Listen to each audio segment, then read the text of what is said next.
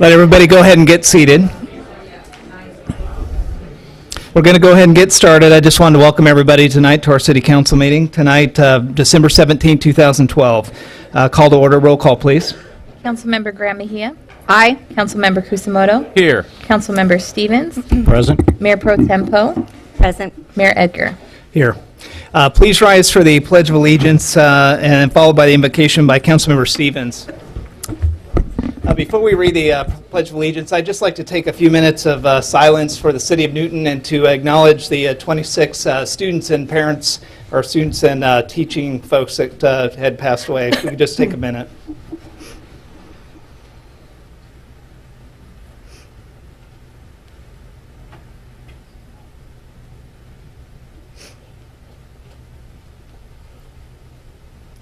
Okay. Please place your hand over your heart. Ready, begin. I pledge allegiance to the flag of the United States of America and to the republic for which it stands, one nation, under God, indivisible, with liberty and justice for all. If you all would please bow your heads. Heavenly Father, we thank you for the guidance that you're giving this council tonight. We thank you that the new council coming in also manages to maintain a high character in doing the business of the city. We thank you that during this holiday season that you empower us with love to be able to reach out to our neighbors, our friends, and to reach out to people less fortunate within our communities and other communities around. There have been some tragedies over this past year. I would ask each and every one of you to reach out to them and to the people in our own community that during the holiday season are less fortunate. We ask this in your name. Amen. Amen. Amen. Be seated.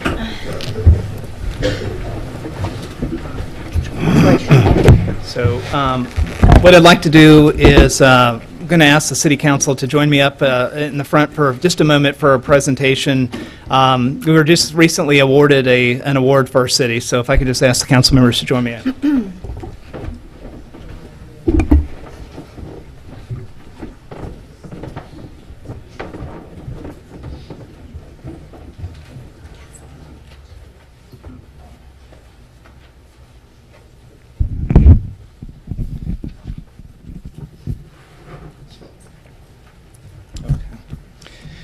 What I wanted to do is I want to just take an opportunity.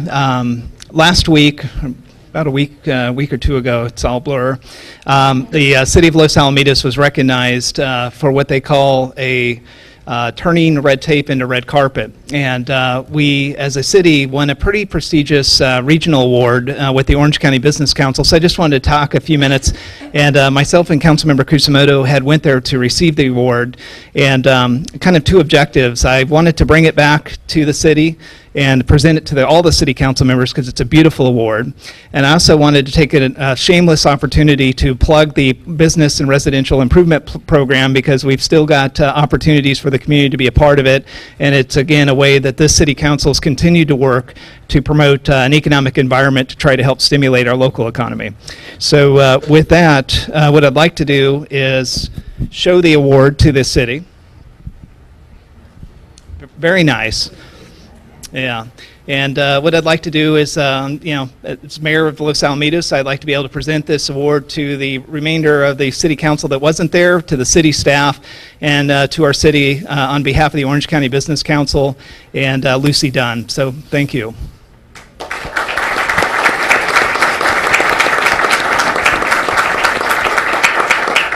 Warren, I didn't know if you wanted to make any comments. Okay. That's it.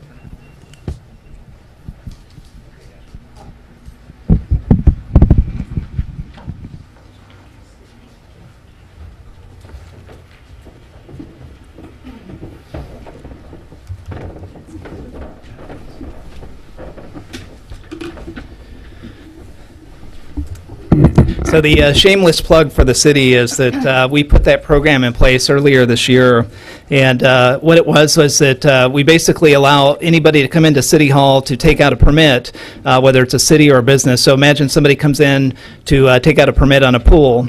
As long as the person that does their work, the contractor or anybody in their house actually utilizes local businesses, they can bring the receipts down. So if they buy a lot of the materials from Ganal or from South Coast, they could bring that down and get a dollar for dollar rebate on their fees up to a certain amount of money. It's been really successful. We've had a lot of businesses that have done this to start changing the facade in the front of their businesses, adding new signs. We've had homeowners doing tear downs, a lot of different work in the city. So we just want to continue to promote that.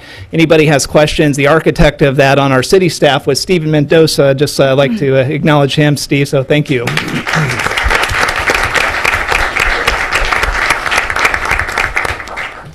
Okay, at this time, I'm going to go ahead and open it up to oral communications. Point of order, Mr. Mayor, if I may. Sure.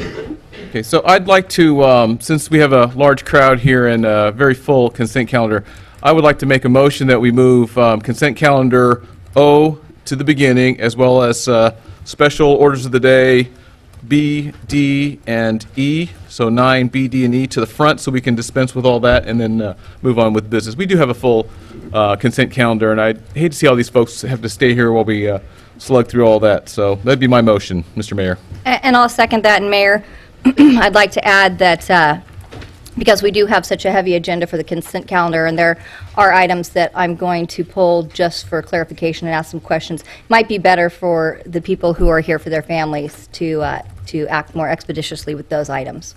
Okay, so I got a motion and second on the floor. What we'll do is go ahead and open that up for discussion. Just to give a perspective, the agenda has 15 items on it. The 15 items, there's a lot of just standard business. Our city council meets once a month, and so we try to take care of as much as we can.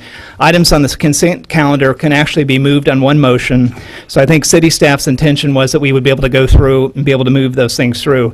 Just to get kind of an idea, you know, for me, this is just unfinished business that we're trying to get done for the new council. If you look at this, you know, from my perspective, I'm very respectful. I'm very excited for the new council members coming in, but, you know, we're really trying to get the business of the city done also, and a lot of these items are matters that have been taken up by this city council and need to be finished going through. The one item that you will see on the council agenda that comes after the process of the certification of the results is a evaluation of the city clerk position, and that was one where the person that we're actually evaluating, the city council took an action in closed session to not evaluate that, and wanted to make sure that the new council members, the two new folks that are going to be joining the council, had an opportunity to vote on that, since these people would, she would be working for them if we select her to be our city clerk. So I think what we've tried to do is to balance the city business, trying to get it done, and also a lot of these things we just really wanted to kind of get and put it behind us. So like I said, out of the 15 items, 5 are standard items, minutes, warrants, etc. 1 prior request from Councilmember Kusamoto on LATV. 3 race on the base contracts. All of these things should go in one motion unless there's something very specific. 2 project approvals that we've been working on since June.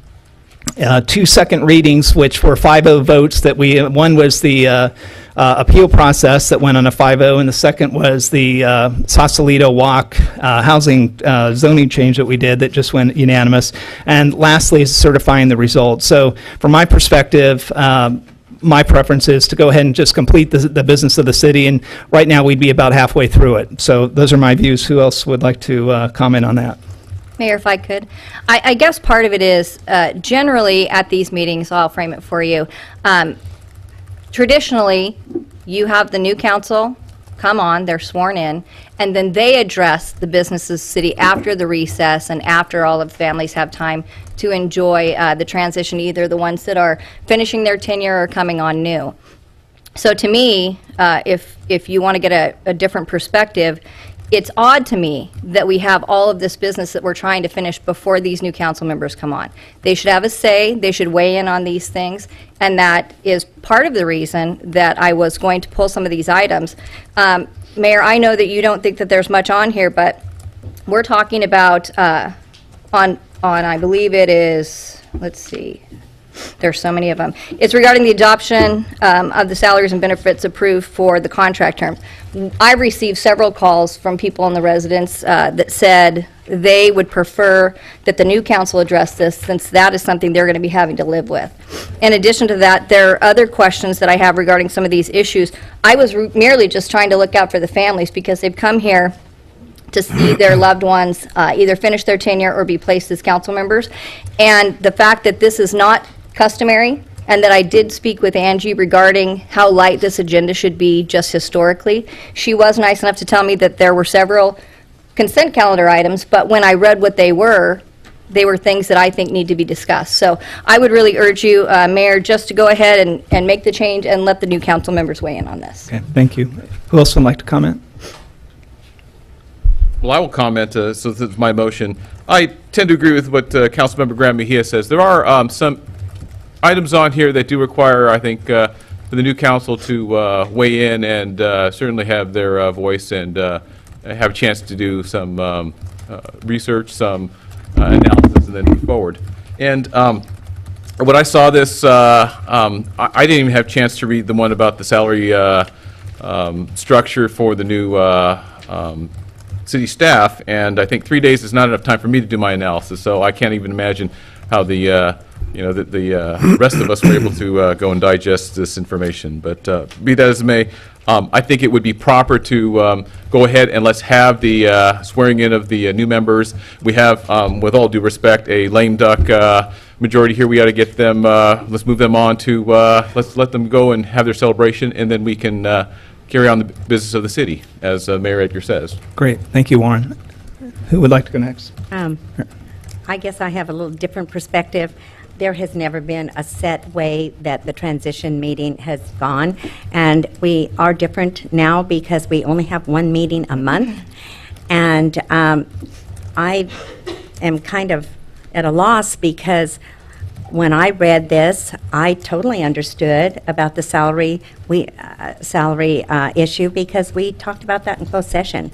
So I think we're well versed, and many of the things that are on here are things that the new council members have not had the opportunity to research, do the time that they need to research it and talk about it. So I think this could go really very quickly because most of it is just things that we've already discussed, and move on and get to the fun part. Great, thank you. Councilmember Stevens. I have to go along with that. Again, every item on here are things that we had discussed, we've gone over, and it's housekeeping. This is simply housekeeping. And yes, lame ducks or not, it's still the business of the city that we have to complete and let the new council come on with a new, fresh, clean slate. These are items on here that we've been working on for months. And again, all of us have had privilege to review it, and I can't see where it would be a long, drawn-out process. Great, thank you. So what I'm going to do is go ahead and call for the vote. All in favor of the motion to rearrange the agenda, say aye. Aye. Not in favor, say no. No. Okay, we're going to go ahead and stick with the original. Point of order, did you want public comments, Mr. Mayor? I'm going to go ahead and move on to oral communications. Next is oral communications. Anybody in the audience can speak and address the council on any comments or remarks within our subject matter jurisdiction. Comments are supposed to be limited to 5 minutes. Good evening. My name is Jody Schloss.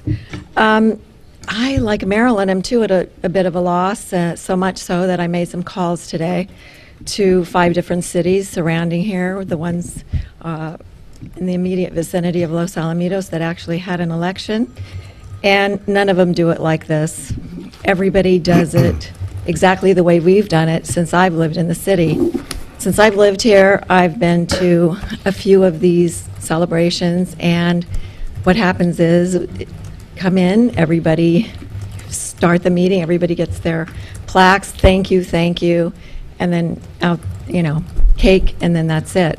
So I'm a little bit surprised because all the cities that I spoke to, all the city clerks, they said, no, we would never do that. We certify the election and then we swear in the new the new council members, and then they're allowed to participate in the business of the day. And whether it's old business, it might be old business to you, but it's new business to them. And I really feel that you're being disrespectful to the people that voted for those people, being disrespectful to me. I want my vote to count, and the people have spoken, and I think it's very petty to do it in this way. I know that you choose, because you can choose to do this because you are the mayor and you can set the agenda, but I feel it's petty, and I don't understand why the two wouldn't graciously just accept all of the acknowledgments that they have from the different entities. But I think it's very petty to do this. Thank you. Great, thank you.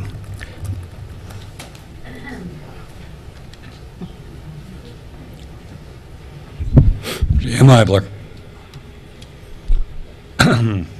Regarding the vote that just was held, Marilyn, I'm so happy you read and understood it. Could you explain on page 193 of your packet? It's Resolution 2012-28, Section 10 reads, in order to be eligible for the benefits provided under this resolution and prior to receipt of such benefits, each non-represented employee must execute an employment agreement in the form approved by the City Council, City Manager, and City Attorney prior, period. Prior to dancing on the head of a pin, prior to, you read it, I'm sure you can understand what prior means because it's not English. I'm an English speaker, it's not English. Yet you're going to sit here and vote for it, no doubt. This is a resolution, and it has in it a section that makes no sense in the English language. Additionally, last month I was called to task by Mrs. Clubeau. I'd like to go over some basic math real quickly. When the Chamber gives a check for $19,000 to their charity, and they didn't have to pay $6,500 of the cost since it was paid for with the citizens' tax dollars, what they actually provide the charity is $12,500 they raised and $6,500 they didn't pay for the taxpayer-provided services. Had they paid for the city for the services provided, they would have given their charities about $6,500 less. In other words, that was a donation by the taxpayers to the Chamber's charity. It has also apparently violated the budget restraints as it's only budgeted for $6,000. Using John Osborne's numbers of over 50,000 people at the event, it comes out to about 25 cents a head profit. Considering that the race on the base gets about $17 a head, I would say that Wings, Wheels, and Rotors is a rather poor event to be investing in for the city. 50,000 people come in, go to the base, and leave. In order to break even on the investment, we would need $650,000 in city sales on the day of the Wings, Wheels, and Rotors. Or we would have to show that Wings, Wheels, and Rotors increases sales over the year by that much. It didn't do it on that day, and it doesn't do it in the year. Not much of a return on investment for the city and the taxpayers. The city should stop donating our tax dollars to the Chamber's charity, especially when they are so rude as to claim that they built it all without government or taxpayer help. It's time for simple math to stand on its own. The Chamber doesn't deserve taxpayer funds for Wings, Wheels, and Rotors. It's time to take it out of the budget, and it's time for Wings, Wheels, and Rotors to either stand and give $6,500 less or fall on its own. Again, I would like to ask that you reconsider the motion you just denied, because it's quite clear that some of these things really do need to be discussed prior. Thank you. Any other comments? Hi, Judy Clubeau, past chairman of the Chamber of Commerce.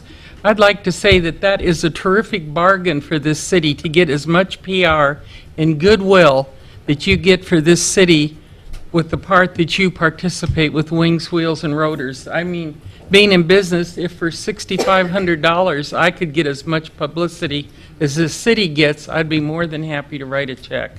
So I think maybe Mr. Eibler misses that part of it. And then also, I would like to extend an invitation to you all, January 11th, breakfast at the Courtyard Marriott, when the new officers for the Chamber will be inaugurated. Thank you. Thank you. Diana, I seen you in the back. Thanks for being patient. Not a problem. This is our school board member, Diana Hill. But I'm here with my citizen's hat on. So good evening, Mayor and esteemed council. And I just want to say that Mr. Stevens and Mrs. Poe, we appreciate your service to the city, and also welcome our new city council members. My name's Diana Hill. I've been a resident in Los Alamitos for 20 plus years. I'm a Highlands resident. I'm here to talk about the survey that you sent out and the circular that went around to all of our community. And there was on there an opportunity for our citizens and the taxpayers to let the city know that they'd be interested in having something called the Sugar Beet Festival. Well, without a lot of information, they probably don't know what the Sugar Beet Festival is. So since myself and Mr. Larry Strother, who's a Rossmore resident, are the ones that are organizing this, I thought I'd come give some information and some background related to that. Mr. Strother and I have been conducting the Taste for La Salle for over 13 years. It has been an extremely successful event for our local high school and all of the booster clubs connected with it. And it's been a fundraiser for them that is some of the booster clubs, it's their biggest fundraiser of the year. And so Mr. Strother and I looked at that model and looked at this phenomenal community that we live in and said, we can take this model and take it to the next level.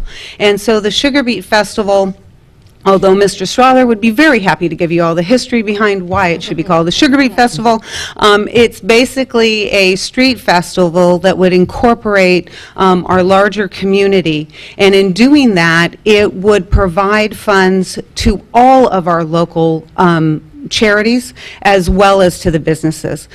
This community is phenomenal in the amount of charities that we have right here in Los Alamitos, and so we are really appreciative of the opportunity to maybe look at doing something phenomenal like that, and I just wanted to give some information out to the community so they knew. I appreciate it very much, and have a wonderful Christmas. Thanks. Great. Yeah, Diana, I guess I would add to that. I'd also had a discussion with Larry and our Mr. Strothers, and he has just published a book on Los Alamitos Rossmore, and I think when you, if you get that book, I have it over at Ganal's and a couple other places, you'll see that how important the beet factory was to our economy. Marilyn's family, and all the way through. I mean, there's a tremendous amount of history with the beet factory and what it really means. And I know some of us that moved in later, you're trying to figure it out. I don't understand it, but I would encourage anybody go out there, take a look, see what the history is. It's really, really interesting. And Diana, I really appreciate you coming down. Thank you. I appreciate that, and also I did. And it's all at the museum too. Yes. Sorry. I did also want to say that we all are also very honored that Southland Credit Union has already signed on as our title sponsor. Oh, that's so great. we are moving forward. And Thank Mayor, you. if I may, Sure. before you step down, Diana, just so the public knows, this is not asking the city to fund it, it's asking for a portion for the startup. So I just wanted everyone to know, if we're getting all the information out there, that that's clear. We're not funding it, it's just No. a contribution. Absolutely. Thank you very Thank much. you. Great. Thanks, Diana. Larry Strothers is here. All right. I just want to correct one thing Councilperson Graham Mejia just said. When you said the word funding, and I want to make this perfectly clear, the money that would go from the survey would not be used for funding. That will be all self-generated funding. Okay, that money would go into a pool that would be distributed to nonprofits. Right. So no city funding would go for the operations to pay for any expenses. That's our plan, because I just thought it's a lot easier, it avoids a lot of political issues, and it works better that way. So Thanks. just wanted to make Thanks, that Larry. clear, and Thanks thank for you for the the very nice clarification. words. Yeah, thank you. Anybody else have any comments? Okay, seeing none, I'm going to go ahead and move on to the register. One more. Excuse me. My name's Dave Emerson, lived in Los Al for 25 years, write the only, or edit the only blog committed exclusively to Los Alamitos, Let's Fix Los Al. First of all, Merry Christmas, and thank you for your service, council members. especially Marilyn, so many years serving on the council, so many, many years living here, and so many charities and nonprofits that you've been involved in. I still remember when you bought Boy Scout overpriced popcorn in front of Vaughn's from my son years and years ago and invited him to participate in a community event with his troop, which they did. Certainly exemplary involvement in charities and nonprofits, and thank you for your many, many years of service. Ken, we don't always agree, but we've always managed to carry on diplomatic conversations and move beyond those things, and I appreciate the years you've put in here serving and your commitment to the community, and hope that'll continue. Congratulations especially to our two new council members. They worked very hard. They won overwhelmingly, especially Mr. Murphy, an unknown, number 4 on the ballot, but both Mr. Gross, who had a great deal of challenges to overcome, overcame them, and both of them, I think, knocked every door in the city. If I did that as a realtor, I'd be a wealthy man. They did it to earn a whopping $50 a meeting or something like that. So they're to be commended and congratulated. I'm glad to see them coming aboard. This is the second time in 4 years that there's been a bit of a change in power. There was a dramatic change 4 years ago. Balance seems to be swinging somewhat, although I think people showed by their votes that they want everyone to work together for the good of the community. And as one council member here said 4 years ago, there's been a lot of poisoned water in the pool, and that's hard to overcome. I just want to encourage each of you to reach out. It takes people reaching out. It takes people willing to accept compromise and to put aside their differences and work for the good of the community. And I think that that is something the voters clearly want. There's a couple of ways we can start that tonight. One is just by being deferential to in terms of the mayoral selection. Ask the people who have the greatest seniority without serving as mayor if they'd like to serve, and work down that way, and we can put that back into place the way it was. Another way is by dealing with this crazy agenda. 271 pages, the largest consent calendar I've ever seen, things on the consent calendar that have never been discussed in the light of day, like Measure L, which Marilyn understands perfectly, but Mr. Ivler and I can't understand what the prior means.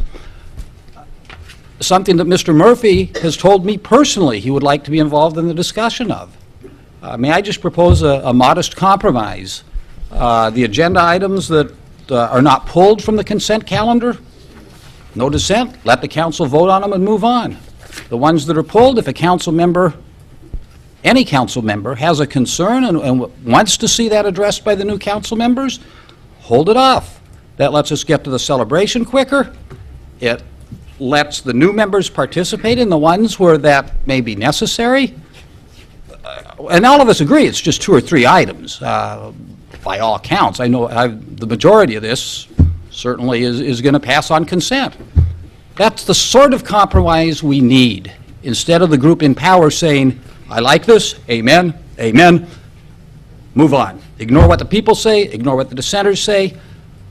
Regardless of who is in the majority, we have got to find a way to respect one another, to reach across the divide, not to scowl at a speaker you disagree with, but to work together to say, hey, what's this guy have that makes sense?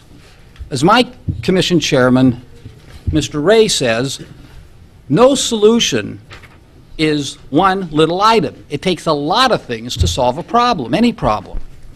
And 9 times out of 10, if you can put together what everyone says, whether they're majority or minority, you can come up with a better solution. I'd like to see us do that moving forward, and I think the current majority has one last chance to do that tonight, and I hope you'll find a way to do that. Thank you very much. Goodbye. Thank you. Any other comments? Good evening, Council. Javier Mejia, La Salle resident. I like his passion. You know, he's just down to earth. He makes a lot of sense. I think that we would all like to see the new council start to tonight as early as possible. I think that's why we're all here. One of the reasons I wanted to come up was nothing really to do with the council. I just wanted to say that we got to see some activity yesterday in our neighborhood that we don't normally get to see. We saw the police out there, fire, animal control. We saw people from the natural preserve. Apparently there was 3 exotic cats that got loose from someone.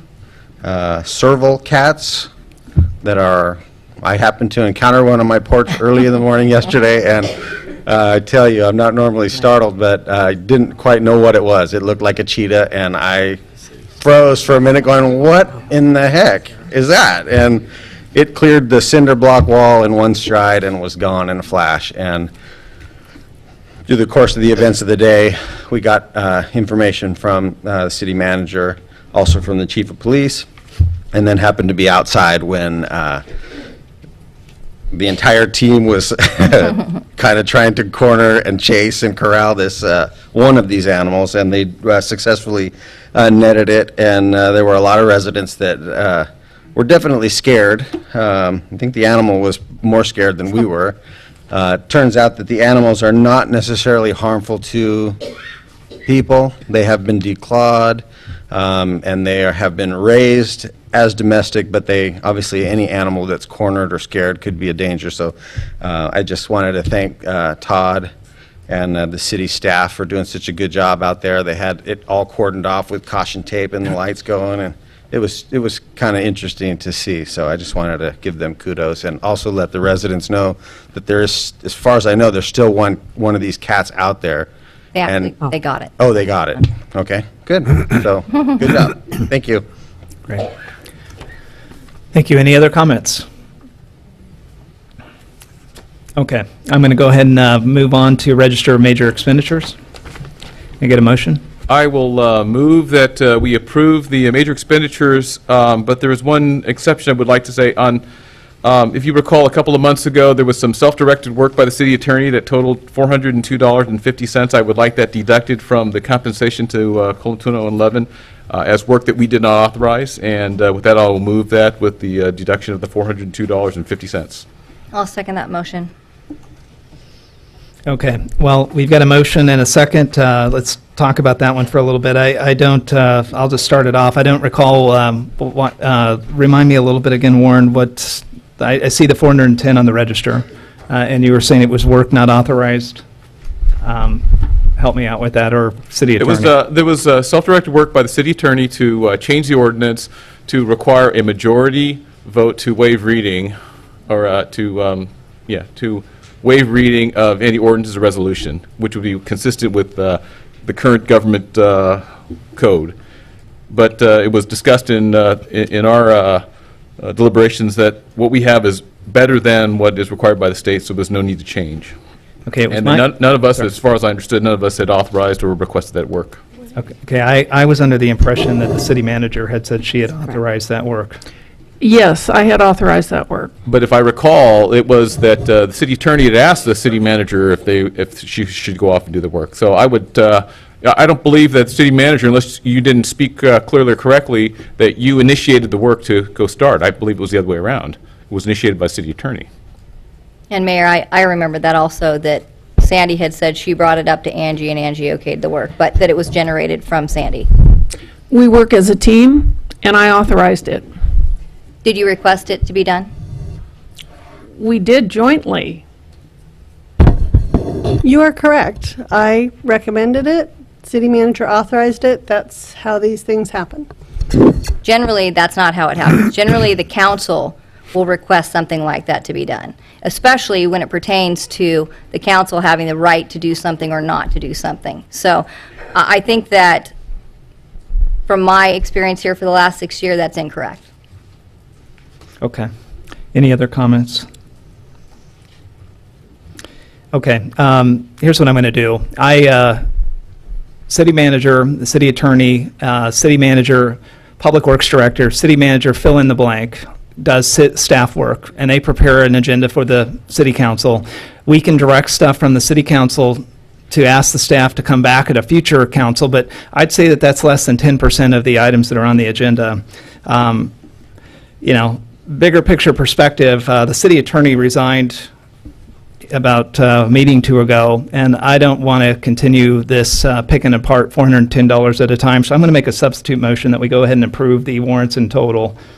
Do I have a second? I'll second. Don't Okay. you have to go with the first motion first? Isn't that what we've been doing this past year? Taking the vote and then moving on? The motion is whether to substitute. So, And so, with the motion to substitute, all in favor, say aye. Aye. Opposed? No. No. Okay, so we're going to go ahead and, substitute motion is to go ahead and pass the warrants as presented. I'll make that motion. I'll second. Okay, all in favor, say aye. Aye. Aye. Opposed? No. Okay, thank you. Okay, we're going to move on now to the consent calendar. All consent calendar items may be moved upon by a single motion unless the council member wants to pull a specific Sorry. item. sorry to slow you down, but Oh, we need I a roll believe that call was vote on major that. expenditures, so You're you right. need a roll call vote. Sorry about that. Wendy, if you can help us out with that. This roll call vote for Yes. approval of the Register of Major Expenditures. Councilmember Graham Mejia. No. Councilmember Kusamoto. Aye. Councilmember Stevens. Yes. Mayor Pro Tem Poe. Yes. Mayor Eddy. Yes. Okay, now we'll move into the consent calendar. Again, the consent calendar can be voted on with one vote, or item can be pulled off. Who would like to pull what off the calendar? If I could, Mayor, I'd like to pull item A. Okay. I'd like to pull B, C, H, K, and L. And I'd like to pull I and J, if those were not in Warren's. And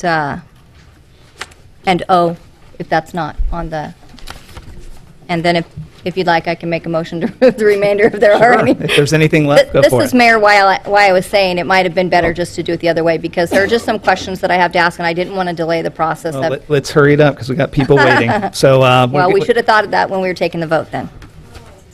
So we've got a motion to move the balance of whatever's left. Do I have a second? I'll second. What is left? Is D, E, F, G,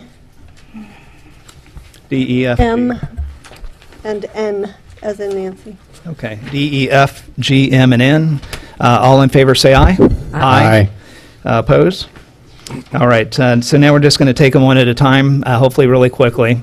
Item A, Jerry, approval of minutes. Just, I'd like this new council that's coming on to consider potentially going back to the more inclusive and more informative statute of summary minutes. I think it's better for the council to be clearly depicted as to where they stand on the items moving forward, and that also, many times we've gone back to see why a council acted in a certain way or voted in a certain way, and it simply wasn't clear because there wasn't enough information. So, or the information didn't exist any longer. So I would just like to go on the record that I'd like to reach out to the council members and ask that maybe you consider that moving forward. I would have hoped that I could have done this while you were up here, but since we haven't had that opportunity, those are just my words for the record. And I'd like them noted for the record, Wendy, if you could. Thank you. Any further comments?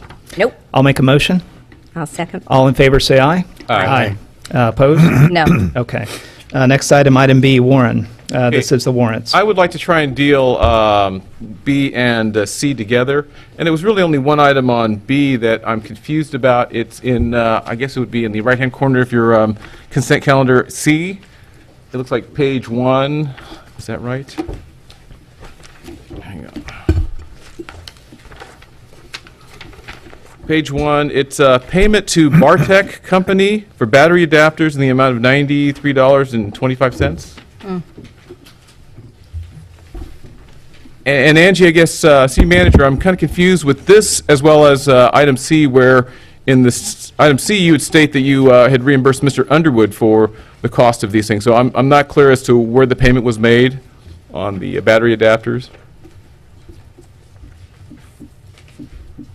And I certainly hope we didn't pay for it twice.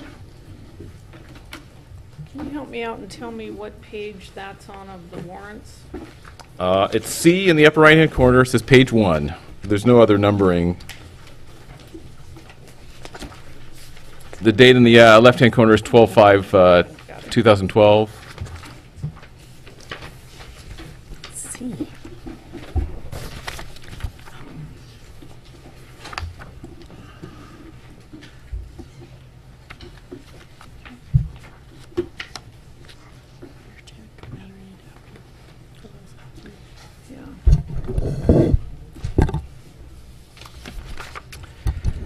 These were 9-volt battery adapters from, I believe the company to be called EarTech, and I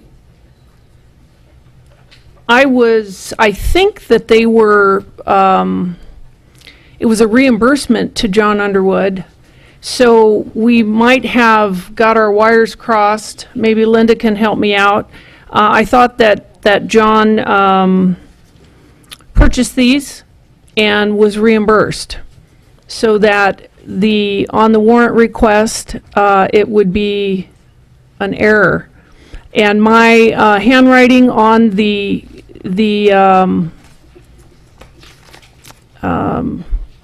attachment to the staff report indicated that it was a reimbursement. I'll have to go look. I'm not sure without looking at the paperwork. Okay. Okay, so it appears to me, though, that looking at the invoice from EarTech, it was billed to the city, and it looks like it was paid to the city on this warrant right here. And so I'm just curious as to what happened. Did we pay for it twice? And that's my real question. So if we paid for it twice, I would hope we would recover one of the payments. And that's Well, all we'll really- definitely do that. And so we need to just go back and check and make sure that. Okay. So what I'll do is I'll move for the warrants. I'll move that with the stipulation that please check on the payment to EarTech and figure out where the payment went, and just a simple report, I think, in the weekly would be sufficient. So I'll move that we approve the warrants with those stipulations. Any other comments? If I just ask one question.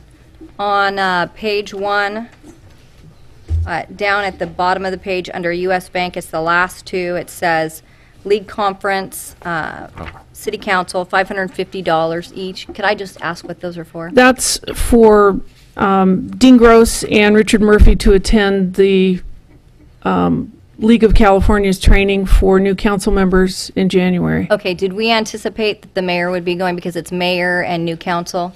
I mean, would it have maybe been better to pay for a registration for the incoming mayor so that they could do that together?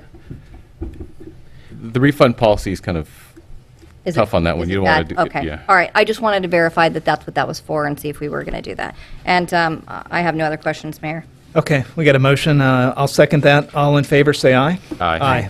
Aye. Okay. Get back to the list here. Item C, Warren, you have a question on that one? It was tied with the warrants, and is it receive and file? Yeah. Yes. So I just Okay, yeah, it's just we don't receive need and to take any further action on that, Yes. correct? All right. What's that? H. Yeah. Okay. Why ask for H? The next one. Yeah, H. And I will have to recuse myself because I have a conflict of interest here. Okay. It would be proper for you to say the basis for the conflict. I believe it's because you own property within 500 feet of the Because property. I own property within 500 feet.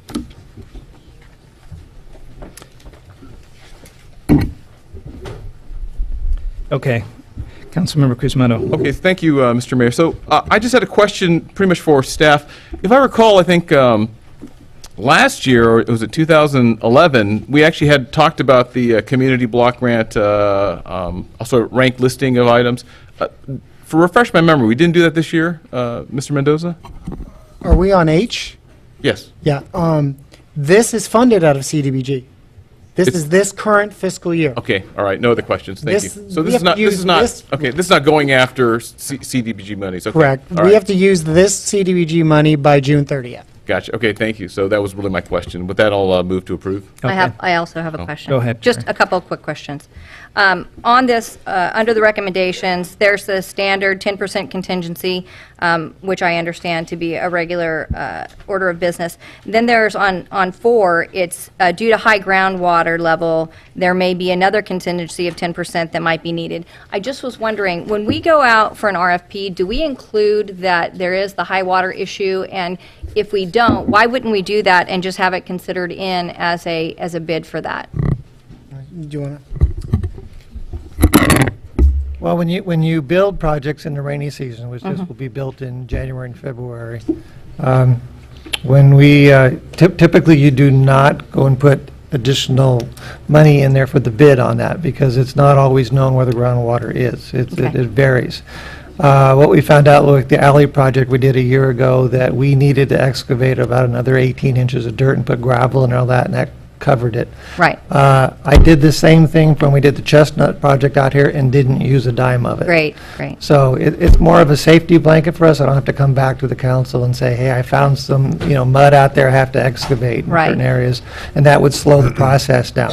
Right. Well, and I was aware of that because I had spoken with Tony Brandeberry regarding the speed humps in the alley, and he said how you'd run into some high groundwater there. And so I was just wondering if it was a standard, why we were not including it in the RFP. But if that's the case, I would just like to make sure that just because it's there, obviously doesn't mean we want to tap into it. We want to make sure we preserve that if it's not needed.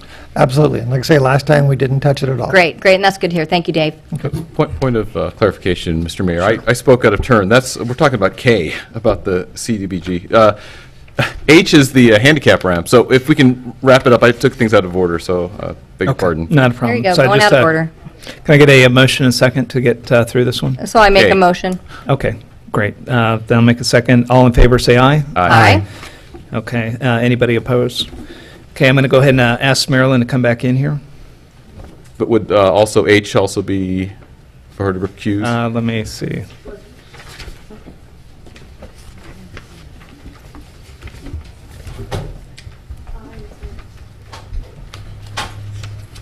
Yeah, I have I is next. Oh, okay, beg your pardon. Yeah. Oh, well, So- I thought we were voting on I apologize. Okay. Little confusion there. No, I brought up the wrong one. I brought up K. Well, that's why I thought we were voting on what I was discussing, my misunderstanding. Okay, so we just finished H for everybody, and we're going to move on to J. Point of order, Mr. Mayor. I apologize. It was my mistake. I started talking about K on the block grant, and H is about the handicap ramps. Is that block grant monies as well? Okay. So the question I wanted to ask on that one is, what was the cause for not being compliant with ADA? Oh, ADA law changes constantly. Okay. Yeah. No, I'm fine. I'm fine. Yeah, that's it. That was my question. That was my question. Am I okay? I apologize, Mr. Mayor. We're out of control here. Yo-yo here. Okay, so the next one on here is I. So that is the approval of the co-op agreement between OCTA and the City of Los Alamitos. Anybody have any conflicts on that? Okay, let's see. So I had that, Jerry, as an item that you pulled. Right. So what was your issue there? I was wondering, in this agreement, just for the public, it's a synchronization, not just through Los Alamitos, but through an extended area through Orange County. And what I wanted to ask, and who would I address this question to? Dave. Stephen or Dave? Dave, on this, would this in any way limit our ability, if we found that the synchronization that they provide for us is not working well for our traffic flows, would that negate our authority to change the synchronization? Obviously, we'd have to reach out to them, but does that take away any of our rights to do that? No, actually, what this does is help us because it extends their consultant for another 6 months at no cost to us, so that we can work out any little things that we have requested for them to do. Okay, so So it's moving... to our advantage. Right, so moving forward, though, this doesn't take away our authority to where we have to reach out to them because it's being done throughout the county. We still have our own authority to weigh in on any issues should they become a problem. You know, the traffic changes consistently. Absolutely. We have Okay, complete great. authority. Okay, great, that's what I wanted to know. Anybody else have any questions on this? If not, I'm going to go ahead and ask for a motion so I can move it. I'll make a motion to move it. Okay, second, all in favor? Aye. Aye. Anybody opposed? Okay, next on the list here is J. And this is the approval of the operational area agreement for the County of Orange for participation in the operational area of coordination and emergency operations. Chief, is this yours? And let's see, who wanted this item? I did. Can we get a staff report on this for the community's sake? Certainly. What this agreement is actually something from 1995. It's an operational area establishing all of Orange County and the various cities and jurisdictions within the county into a group for mutual aid purposes.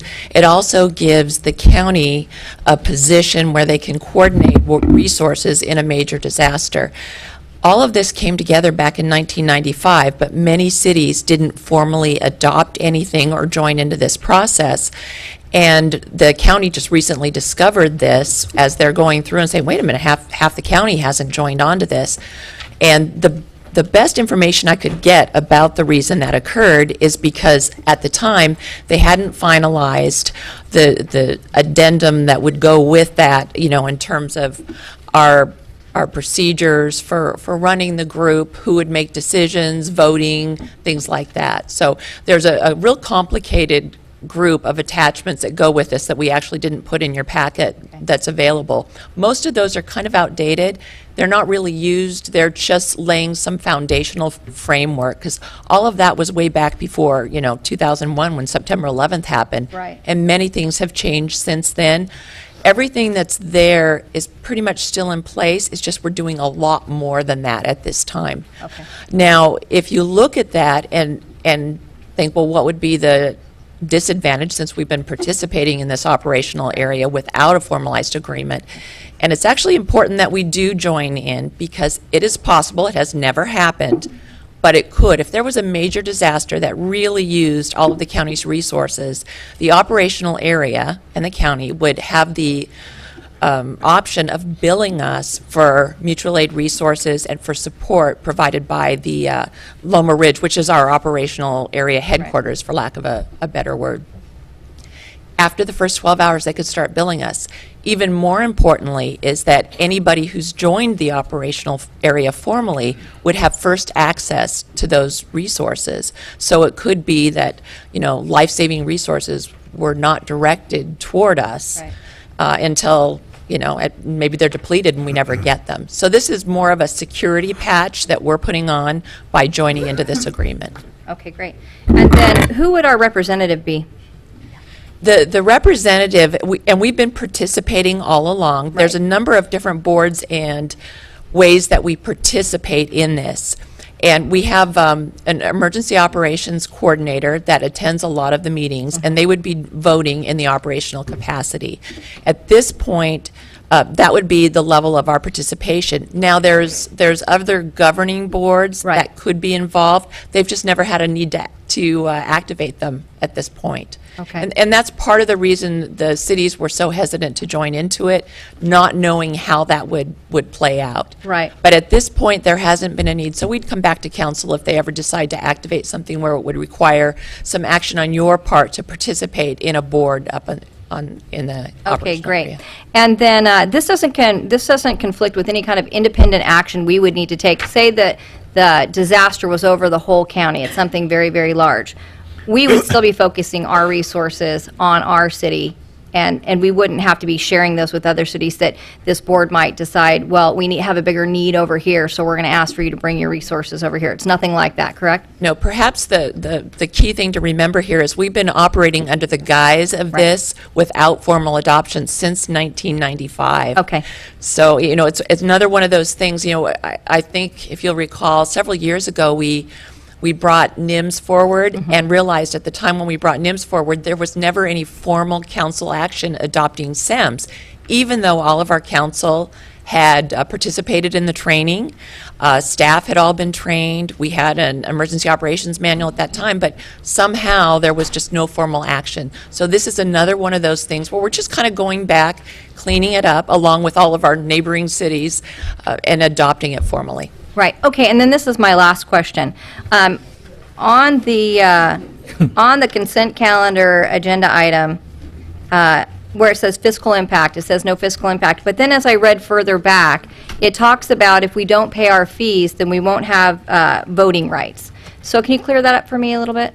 There's no fee implied right now. Okay. Nothing is going to change in terms of our participation. If you'll notice, there's some things in the old sample paperwork there where it refers to, the fact that you have to have a half-time emergency services coordinator. Right. And that does not apply. Those are included as sample information. Because I questioned that, and actually I spoke to our city attorney about, what, Yeah. we're adopting something here that's not even accurate.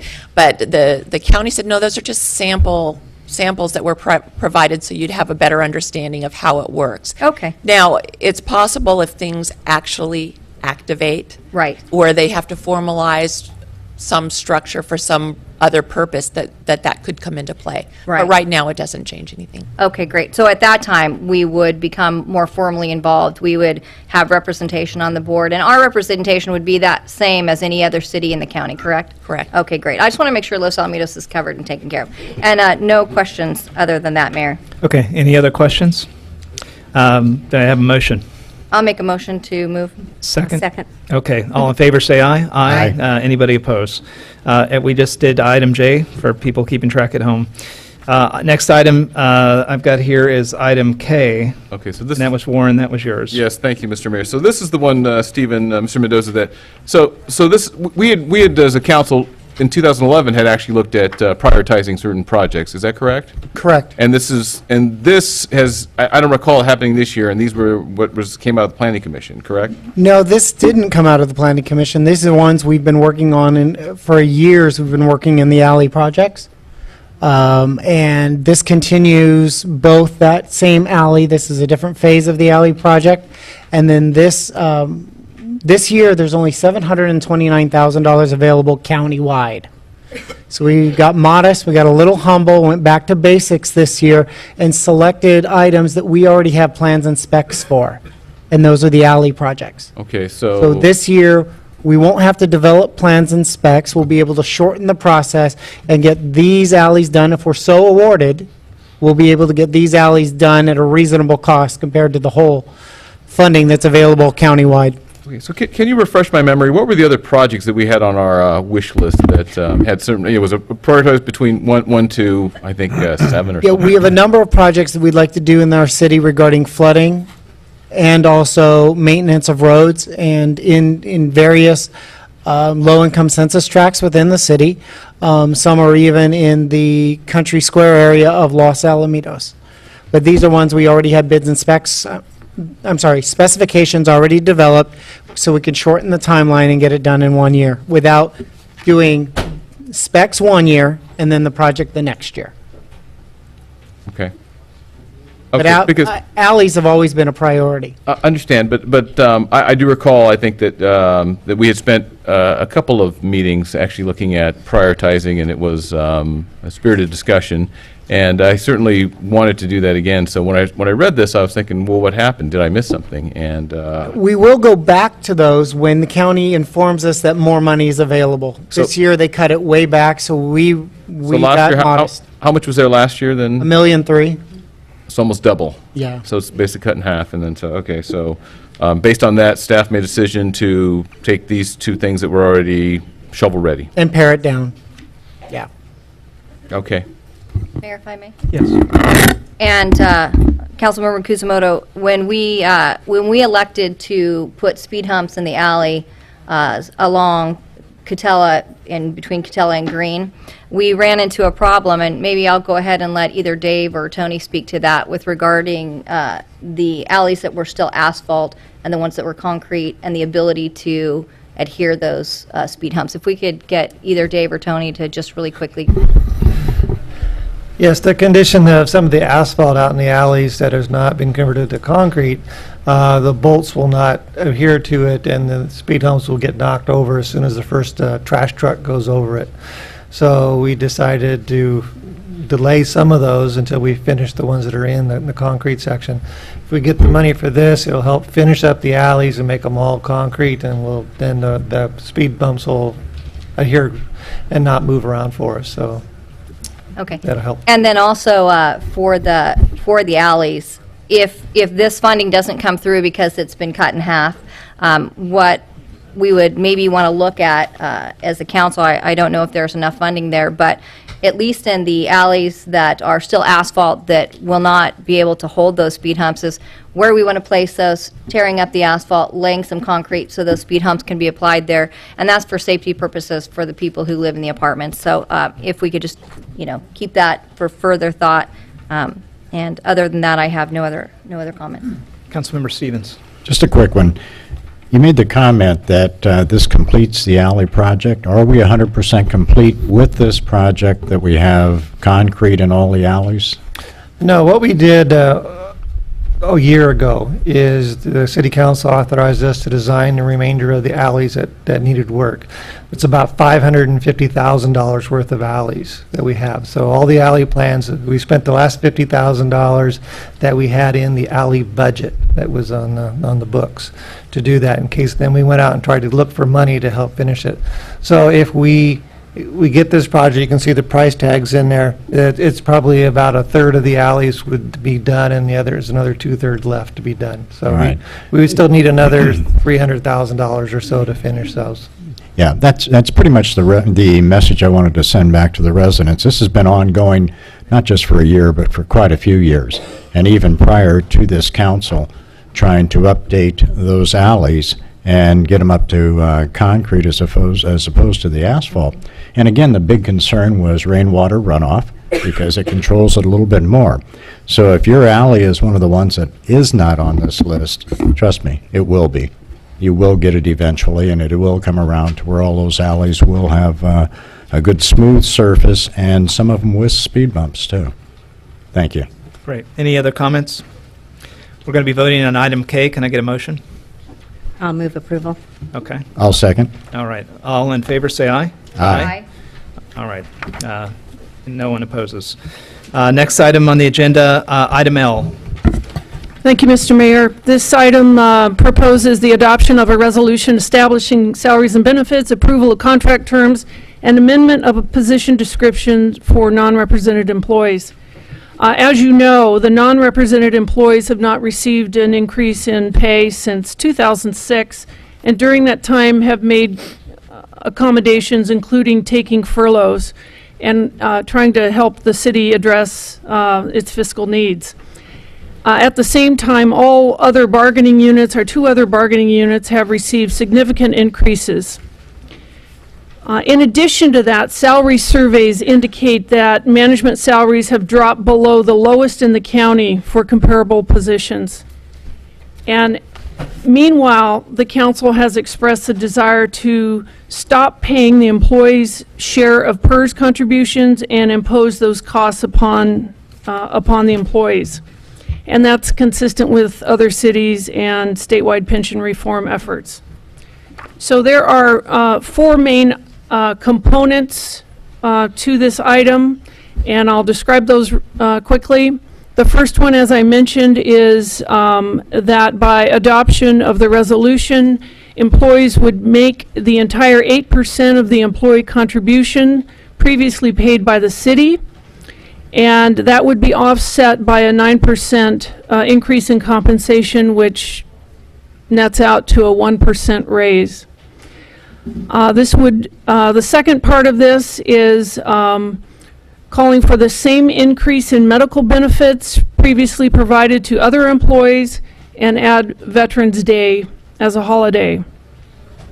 The third part of this is to establish a market adjustment policy that allows the city manager to adjust salaries individually based upon market surveys, as long as the adjusted compensation does not exceed compensation provided to the lowest top step of comparable positions in Orange County, and that all adjustments will be made within the council-approved budget.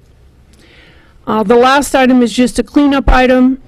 Two positions in the non-represented area, support services manager and benefits coordinator executive assistant, have been performing additional duties and receiving supplemental pay And it is apparent that those duties are not temporary and instead have become a part of their actual positions.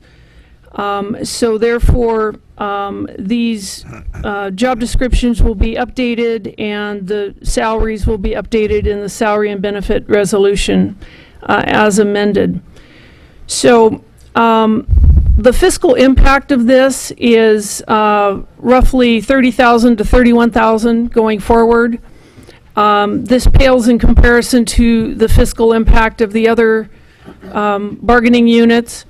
I have worked with the mayor on this item since August, long and hard, and all of this was agreed to by all members of the council in closed session at our last meeting. I'd be happy to answer any questions. Great. Councilmember Crismano, you brought this up. Please go Thank forward. you. So, City Manager, on the compensation for those that elect the 980 work week, can you explain why they get more holiday pay hours vice, say, somebody who works, say, 540? Is that standard, has been in the current agreement?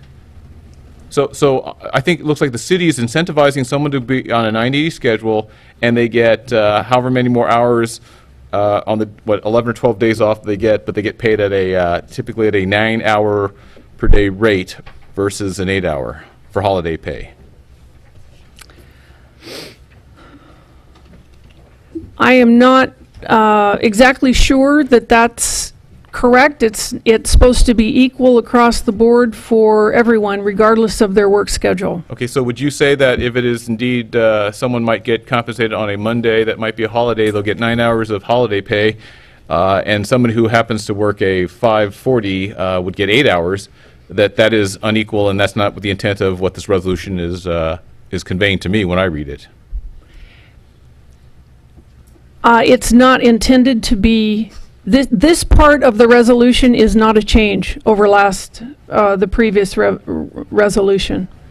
Okay, so, all right, with that, I am really not ready to approve this, so I will make a motion to table this and have us revisit it, because there are some details in the salary agreement that I think that, I don't remember talking about that detail in closed session, so.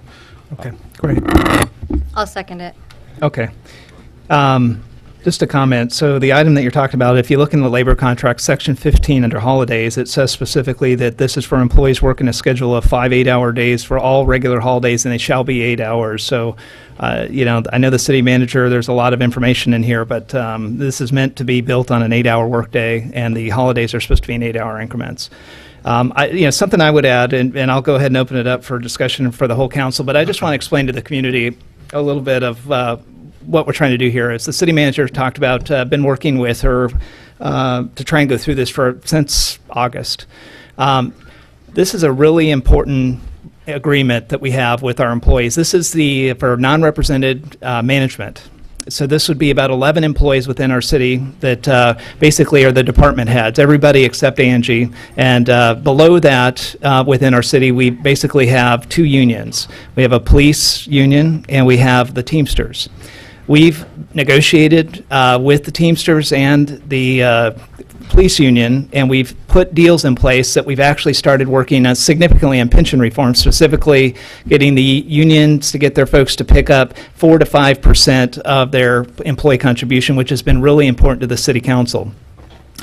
What this agreement does, this is the third agreement, right? So this agreement, what it does is it started when we hired Angie. We brought her on board as the city manager and promoted her from from Parks and Rec. And when we did that, we made her pay her full 8%. So she pays 100% of the employee portion of her pension. What this is intended to do is to now make that entire management group pay at 8% of its entire portion for its pension. And then what we hope to be able to do is we have negotiations coming back with the police and the Teamsters, of which I won't be in that job, but I was in the previous one, and what we hope to be able to do is to set an expectation to take the police and the Teamsters from 4 and 5% respectively, of the 8 and 9% respectively that they need to pay. And we were going to use this as an opportunity to set the tone that management is paying their full pension and PERS. This is something that we talked about in closed session, and it does have 4 components. And again, I just want to make it really simple for the community. First and foremost, the PERS contribution. This group is focused on 8%. In June, as pension reform was signed by Governor Brown, they will start to have to legally have to start paying a significant portion of their PERS anyway, and by 2016 it'll be fully initiated. What we're trying to do, this group has completely and continually stepped up for our city. Right now, what you're going to hear in my comments and the mayor comments closing is that our city is in the best financial health it's been in 10 years. We've financially turned this place around. We have almost an 80% of our annual budget in reserves now, down from we were at 40%. Every year we've solved the structural budget, and the group that helped us, all of them helped, but the group that helped us and didn't take a deal through this whole thing was this group. It's very important to me that we go through and we finish this off with this group. It's very important that from a fiscal perspective that we secure this potential liability in the future. It's been really important to get the structural deficit knocked out of the way. And like I said, in 2008, this council put the structural deficit away. This is the last piece, and it's really important. This is really taking care of the employees too. We're not trying to penalize them and burden the complete 100% of the pension costs. But they, think about it, over a 4 or 5 year period, they've had no pay increase. They're getting a 1% increase. They continue to give. The medical benefits match the other 2 labor agreements. The other 2 labor agreements being the Teamsters and police, that just puts them on par. And then the compensation for Veterans Day. What we did is we laid all the agreements side by side, and we said, okay, how do we make sure we treat people fairly? The last piece of this that's really important, we wanted to make sure that the city council gets out of the business of promoting, setting salaries at the detail level of staff when we put the city manager in charge of those folks. We have pay issues that the city manager needs to deal with. The city manager needs to take that on and have the tools. We've always talked about, even before the days I've been on the council, we'd have a performance-based process in place. But the way this is structured, the city manager cannot pay for performance. What happens is every year we say, everybody, you did good, and if you want a raise, we'll package it into a 2 to 3%, and everybody gets it across the board, whether you deserve it or not. Obviously, this group deserves it, but they haven't had it for 5 years. So I feel very adamant about what we're doing here. I think it's a very important final piece in what we've tried to do to restructure the finances of this city, and I'm going to continue to push up here that we could get this thing passed through, and I want to make sure that this discussion starts out on the right footing. I will also say that in closed session, we had this discussion. We went through this. We definitely looked and said this is something we should be able to get done. And like I said, expectation was, we don't just put stuff on the agenda blindly and say, oh man, I hope that ends up being a very long meeting before we do the pomp and circumstance. But you know what? This is a city council meeting, not a coronation. So what we want to be able to make sure that we do is take care of the city business here. So what I'm going to ask is we're going to continue to get comments, and we're going to try and take this one to a vote. So who would like to go next? Anybody? I'd like to make a motion that we approve item 8L. I think there was a motion to table which goes first as a procedural motion. And Mayor, I'll add, again, I'll just restate that I think that this is something that the new council needs to address. I don't know if anybody's spoken with them regarding this issue as to whether or not they think that this is the best way for us to proceed. And I appreciate your very thorough explanation for the community, because I think it's important that they know what's going on. But that would be my hope. Okay, thank you. We have a motion to table, and so procedurally I need to take that motion. So all in favor for the motion to table, say aye. Aye. Oppose? Aye. Aye. Okay, so Marilyn, go ahead. You have a second I motion. make a motion to approve item 8L. Okay, I'll second that. Recommended action. City Attorney, any other procedural stuff that we need to make sure that's in place with this? Just that I would thank Mr. Ivler for the proofreading and ask you to please strike the word prior at the end of that sentence. It's just a typo. It's in the sentence twice. The word prior at the end of the sentence should be stricken. But with that typographical correction, nothing further. Okay, you accept that? Yes. I'll accept it in my motion. You know, before we go to vote, just one last comment. I just want to send a message to the community. This is a great group of employee managers, and we're very fortunate to have them. And Angie, I hope, I really appreciate all of your work on this, and this has been long in the coming, so thank you. With that, all in favor, say aye. Aye? Aye. Okay, thank you. Next item, let's see. Kind of lost, let me make sure I that. think it's O. Yeah, it is O. This, Jerry, was your item? Yes. If we could just get a quick staff report. This is declaring the certification of the results of the election, city manager or city clerk, or whoever.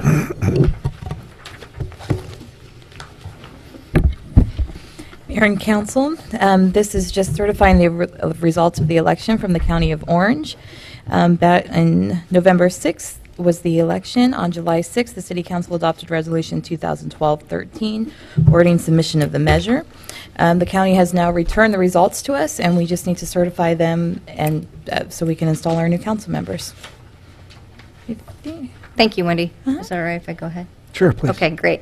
On Section 3, I just wanted to bring to the council's attention that after the election was over, several people addressed me saying that for the TUT changes, the user tax, where it would go from the rate of 6% to 5% in the modernization language, they were very upset for the fact that they were not aware that even though it may have been included, the ballot measure was so very, very wordy that they are distressed at the fact that all future technologies are included and that maybe we address that moving forward. I think that they feel like they were misled, and I don't think that that was our intent. So I just wanted to make sure that I made that reference for the residents that came to me and said that they're very upset that they feel like that they were misled with Okay. regards to that item. Great. Any other comments?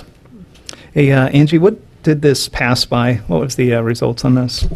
Measure DD passed by over 70% of the voters. That's what I Yes, thought. and, Okay. and many of them have said that they felt misled, that they didn't understand the true encompassment of the technology. Okay. Do we have do we need to have a motion? Yeah. Let's have a motion for that. Jerry, was that a motion? I didn't make any motion, no. Okay, I'll make the motion. Can I get a second? I'll second. All right. All in favor of certifying the election results, vote aye. Aye. Aye. No? No. No. And I'd just like noted for record, merely because I'm in opposition of the ballot measure, double D, and the fact that I think people are now realizing that they've voted for something that they never would have if they had understood it correctly. And I think there's a lot of that in that last election. Anyway, what I... Funny, they were, what I'd like they were to- very clear on that one. Yeah, thank you. Thank you very Yeah, much. So, special orders of the day. What I'd like to do is to kind of put it out there. I would say take a break and then go ahead and take care of this, but I just feel that we've been really testing everybody's patience. So, is everybody okay to just keep moving? What I'd like to do is I'd like to ask the council to join me at the front of the dais here, and then we'll go through the next section called special orders of the day. I was going to allow you to do it down there unless you want to do it down there. Oh, I'd rather do it up here. Okay. And read it here. Okay. I'll tell you what, before, what we'll do is we'll go ahead. I was going to allow the council members to come down and make their comments down there, and mine too, but we'll go ahead and do it from the dais. Go ahead. Yeah. So a couple comments for me closing out. First of all, I just wanted to thank the City Council for giving me the opportunity. This has been my second time of being mayor. I was mayor in 2009 and now this time. So over the last 4 years, I've been mayor half the time. It's been a absolute great journey, and like I said, I'm very proud of the accomplishments. I'm very proud of the city. I'm very grateful for all the opportunities. A couple of things that I think is just a very exciting time for Los Alamitos. If you look at the surrounding cities here, we've got cities that are in peril. Cities that are struggling from looking at what happened with redevelopment. Cities are struggling with a lot of unfunded liabilities, pensions, issues. Like I said, this fiscal turnaround, this council up here, all 5 people very responsible for the complete turnaround of our finances. We've cut costs over 13%. We've raised our revenue from 40% of our general fund for our savings up to 75%. It's a great story. Looking over the last year, just to kind of highlight this, and I'll make it fairly quick, we have, many of you that came to the State of the City that, by the way, was hosted by the Chamber, so we very much appreciate the Chamber of Commerce and the school district and everybody associated with that. But we have the lowest crime rates in Orange County. We have the highest, or the best, 911 response times. So again, Chief, I just want to thank you and Cassie and the police staff. We really appreciate that.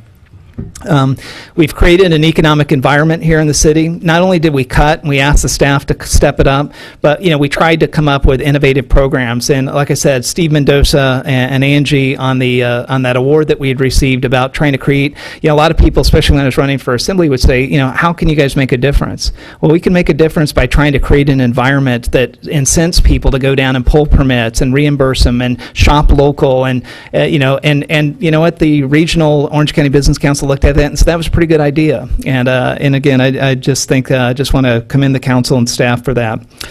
We effectively utilize our commissioners. We talk a lot about our general plan update. We saved the city about $500,000 by asking our commissions, that's the planning and traffic specifically, to work together to help vet the general plan. The general plan sets zoning and all the future look of what the city will be kind of in a future zone for the next 20, 25 years. It hadn't been done for over 10, 15 years. And I just want to say thank you to the commissions. Thank you also to LATV, Parks and Recreation, Personnel Appeals on top of traffic and planning. I just, you guys put a tremendous amount of time in, and I really feel that from a city council and a commissions that we're really working well together, and we really appreciate your time. Enjoying the fruits of the labor and the success that we've had. You know what? When you have a city that's been able to make it through this economy, the things that we're talking about, we had Diana Hill coming in from the school district because that survey that went out to our folks said, you know what, we want to reinvest. We're starting to get people coming to us saying that we built up our reserve so high that we need to stop hoarding money. And you know what, I'd rather hoard a bit, especially in this economic time, but I also realize that a lot of people come to me and they say, hey, look, our kids are here now, I'm here now, I want that money used now. And so what you've seen by this entire city council is collectively we've been trying to work together to find out how to prudently spend some of that money and try to not spend it in ways that creates an annuity that we would have to pay every year. This is one-time money to help us do something very special for our city. Examples of that, the community give back, it's $300,000. We looked at it, we vetted it with a small ad hoc committee of Councilmember Kusamoto and Councilmember Graham Mejia, and then we send it out through the Parks and Recreation Guide to get comment. It'll come back to us by January 15th, and we'll have a discussion on it. I encourage everybody in the city to get involved because it'll be good use of the money, and we want it to be a community project. If anybody was following, 2 months ago, we gave $300,000 to the school district for Oak Gym and the restrooms over at the Oak Field. Again, another benefit of being financially sound is a lot of people ask me, Troy, why do you guys provide city money to the school district? It's the circle of life. We provide money to the school district. The school district has been our partner in many activities. Our kids all use the fields. From that, it makes a quality of life much better for all of us. The schools get a benefit from it so that they don't have to spend that money on parks and stuff. They can spend it in education. Our API scores go up. Our property tax goes up because our house values go up. So it's all good. We added a new park over this last year, Coyote Creek Park over here behind Oak Gym. We had a groundbreaking. It's nothing pretty yet, but it will be. But it's a passive park. It won't cost a tremendous amount of money to maintain, but it'll be beautifying the bike trail there behind Oak. We're supporting our local military installation and our military heroes. One of the most moving things that happened over my years, Mayor, was watching and participating with the return of one of our own fallen from LaSalle High, Sergeant McPherson, and the amount of people within the community that turned out. Many of us, I'm a Navy veteran, in the other cities, a lot of veterans on the city council. You don't have to be a veteran to be hardcore in this. Our city council and all the city councils around participate in the base unbelievably. Our local assembly jurisdiction, I see Ronnie Geyer out in the audience, always, we, and Royce, definitely his office, Rohrbacher, everybody is there showing our support for the military and, and our fallen. And so I just want to say that I really appreciate it for the community. It was touching to come out of that base after we had almost 5,000 or 6,000 people on the tarmac to see streets lined from the base all the way to Forest Lawn. It was just, it really made you proud of the community. Focus on our critical partnerships. This is where, I'll differ with some of the public comment that was spoke about earlier. The Joint Forces Training Base and the USA Women's Water Polo Team is an organization that we depend on. The base, we have a pool on the base. The water polo team, everybody loves the gold medals, but they are our anchor tenant. And when they're doing good, our base and our pool is secured.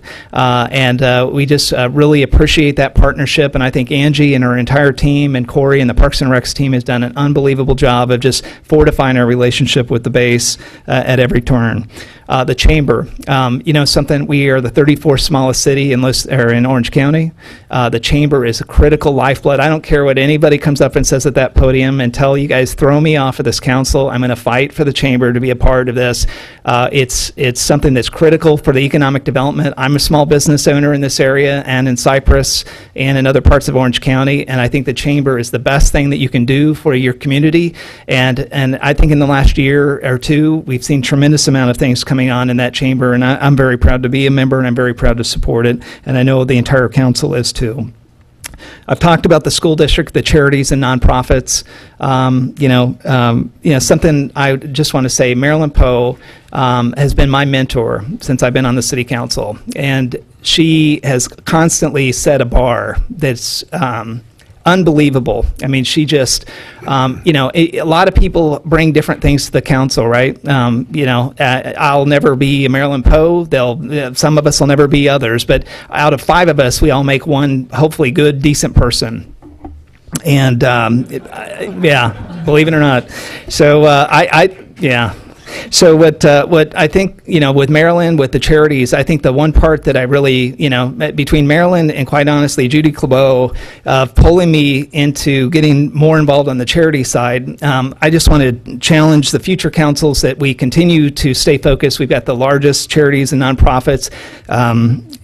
Maryland, you're awesome, and I just can't say enough.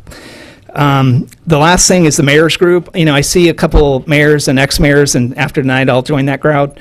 But I see Gary Miller, I see Prakash Narayan. If there's any other city council members, mayors back there, I see Steve from La Palma. Anybody? Oh, Leroy Mills. And I just want to say, that's Cypress, La Palma, Seal Beach. We formed together on the 405 to stop the toll roads, and as they're reconstructing all of the 405, and got together, just like in 2009, we worked together to stop the composting at the base, but yet still maintain a great relationship there. I think from Los Alamitos to those leaders of those other cities, we value your partnership. We really appreciate all the hard work that you guys do and support for us. We are a small city. We depend on your partnership, and we really appreciate it. And then I think lastly, the regional leadership, we've tried to participate in boards and commissions regionally, not just here within the city. I wanted to, as the mayor, I just wanted to thank the city council members for appointing me to the Orange County Sanitation District. I've been on that for almost 4 years, and the Sanitation District, I'm the current chairman of that board, and I just wanted to say that I really appreciate a lot of people come into that meeting and they're like, Los Alamitos is chairing this. There's a county supervisor, there's 24 other board members from Anaheim to Santa Ana, and we have a significant voice. We're doing a complete financial transformation and a complete management restructuring as we're having a pretty long-term employee leader leaving, and so there's a lot of work ahead there on the sanitation district. But again, I wanted to thank the council for that support. Challenges ahead. I would just want to say to the future mayor and to the future and for the continuation of this council and the new council coming on is that, after the election, I had lunch with Richard Murphy and Dean Gross, and I said, just like I did when I first came on, and I said, tell me what you want to accomplish and how can I help?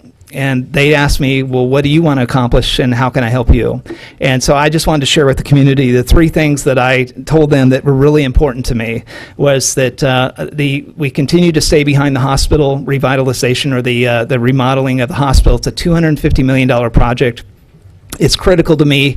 I'm changing my position a little bit, and I've been getting a little bit of criticism. You know, I focused really hard on this downtown revitalization, but a lot of people understood it to be the squeezing of the streets versus what it was really intended to be. And I look at the business and residential improvement program and this hospital. The hospital, I think psychologically, when we start tearing into a $250 million project here in the next 6 months, kicking off on Catella, and people start getting a vision of what the new face of Los Alamitos is going to be with a 6-deck parking structure, I think it's going to help the traffic. I think it's going to help the parking, and we're going to be able to get to a new place. And so I want to continue, again, item number one, I want to restart the downtown revitalization, and I'm getting behind the hospital as being kind of the icebreaker for that. The second thing is the pension issues. Tonight, we had a very important vote, and I just want to tell the council, you know what, we don't always agree, we don't agree a lot, but you know what, tonight we agreed on something 5-0 to send a message to the employees that how important it is. We also know to the other unions that we're sending a message to you that we value you, but you guys need to come on board 100%. We need to have your employee portions of the pensions covered, and we really appreciate you to continue to work with us on that. The third thing is preserving St. Isidore. I wouldn't be able to talk to Marilyn after this if I didn't say this because I feel this way from my heart, but I'm going to encourage everybody out there in the community, please get involved with St. Isidore. Go visit St. Isidore. I'm involved with a lot of charities, but I'll tell you, we got to save that building. We really do. It's the oldest building in our city. It means a lot. So lastly, moving ahead, I want to maintain our city in our financial stability. I just ask the council that we continue to be prudent. You know, it's really easy to look at $8 or $9 million in the bank and be a drunken sailor and go crazy. And I would just challenge us, don't be a drunken sailor and go crazy. We need to stay the course. We're not out of this economic situation yet. I think that this council continues to make the right decisions. I'm just proud to be a member. I enjoy working with every single member up here, and I've really enjoyed it. And I think with that, I'm going to go ahead and pass this on to the two outgoing council members. And I'd like to start with you if I could. Is that because Marilyn?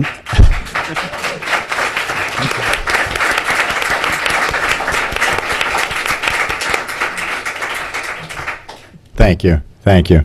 It's deeply appreciated, and I think our mayor picked me first because I know Marilyn's got a long list, and you should, because like Troy, I've learned so much from you over the years, and it's a deep appreciation. Having been on the council now for only 4 years, I've learned from everyone that has been on the council prior to, and I've reached out to everyone. I've reached out to Councilmember Mejia on occasions. I've reached out to Warren on occasions, and I've definitely reached out to some of our past council people too on just their perspective on doing the business of the city. It's been a pleasure for me. It's been an honor to serve our residents for a 4-year period, and I enjoyed it. I may be quiet up here, but you don't have to be loud or controversial to do the business of the city. It's very simple. Do the right thing. Do the right thing for what's best for the residents, and always bring forth a balanced budget. I've been fortunate to work with the other cities around. I have a deep respect for all the mayors that are in the back of the room right now, and some of the ones that aren't here in different venues to where we've given our expertise to them. We've helped them through some very trying times, but we did it as a council, not as one individual. It's been a pleasure for me to work on the Orange County Fire Authority for the period of time that I was on here, and to work on the Budget and Finance Committee for the Orange County Fire Authority. The numerous ad hoc committees that really all of us have been on, but I've been on, have been in some cases controversial, but very much time consuming, and it's all part of doing the business of the city. My goal, whenever I first came on the city council or ran for the city council was not just to maintain the quality of life for all of the residents in Los Alamitos, but to improve it every way we could. And I think we've done that. I think we've done it with the new park, some of the business development, the increased services within the city. And when other cities are cutting back, we're going forward on all of our projects. The partnership that we've had with the Joint Forces Base, it's been phenomenal. I mean, I think it's at its all-time high. It's never been so good in probably the last 20 years. We've promoted small business. I mean, we've done so many things just in the last 4 years. And it's not that we set the bar high, but I'm hoping that we set the residents' expectations for the new council coming in to continue on moving the bar even higher.